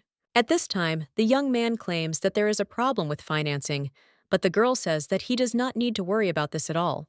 And she will explain everything in more detail when she arrives in Liar, because this is not something you can say to someone else's family, after which the knight says that he understood her, and then he bows and is about to leave. But the young lady turns to him and affirms that in the future, Liar will be no different from the families of the central part of the country, and she wants him to bring people who will help lay the foundation for this, those who will be as devoted as he is. The guy then gets down on one knee, and he takes the mistress's hand in his own, and also asserts that he will do everything possible to fulfill the order of the head of the family. The main character claims that she is counting on him, and understands that, as expected, it would be a great waste if the guy disappeared in accordance with the bad ending that she expected. The girl then invites her brother to go have breakfast, but the young man stops her, and he claims that he needs to exchange a couple of phrases with that person, after which the guy goes out into the corridor, uses her magic to create a bird from it, after which this bird lands on the knight's shoulder. Mikkel smiles at this time and understands that the Information Guild is a tool that depends on how you use it. It can serve both good and evil, and let's say it can be used for its ability to move unnoticed and as a dangerous poison that can dry out people. So if he wants Arsel's hands to stay clean, then someone else has to take on all the dirty work. After which, he returns to his sister, and the girl asks what they didn't talk about. But her brother only smiles after this and insists it's a secret. A little while later, the maid turns to the master, and he claims that as he requested, she collected information about who came into contact with Viscount Pari. Many saw the Viscount talking to the Duke at the wedding ceremony, Desas, and then several secret meetings took place, and now they have evidence. Viscount Par gained access to Duke Dehas's private villa. The Duke remains silent for a while after that, and then he asks what wedding ceremony it is. The woman replies that it is his, and the guy at this time thinks that Duke Dehas cares so much about the hierarchy that he is even ready to contact the operators in order to overtake the Janate family. And the man now thinks that if his father were alive, no one would dare to do something like that. So now he says that this man doesn't put him in anything. He also orders that Patience be told to accept their support first. The woman then tries to object, but the Duke insists that if they want to hide their superiority, then they should accept that proposal, and as soon as they notice that Duke Dehas has started to do something, then let them immediately report to him. And the man also understands that if we're talking about something that's bothering him, it's the fact that Viscount Par is Arsel's uncle. So now the man is asking her to find out the terms of the deal between the two. A little while later, the young lady's brother is already on the ship, and he addresses his sister, and also asks if she said that they were going to the island of Janat.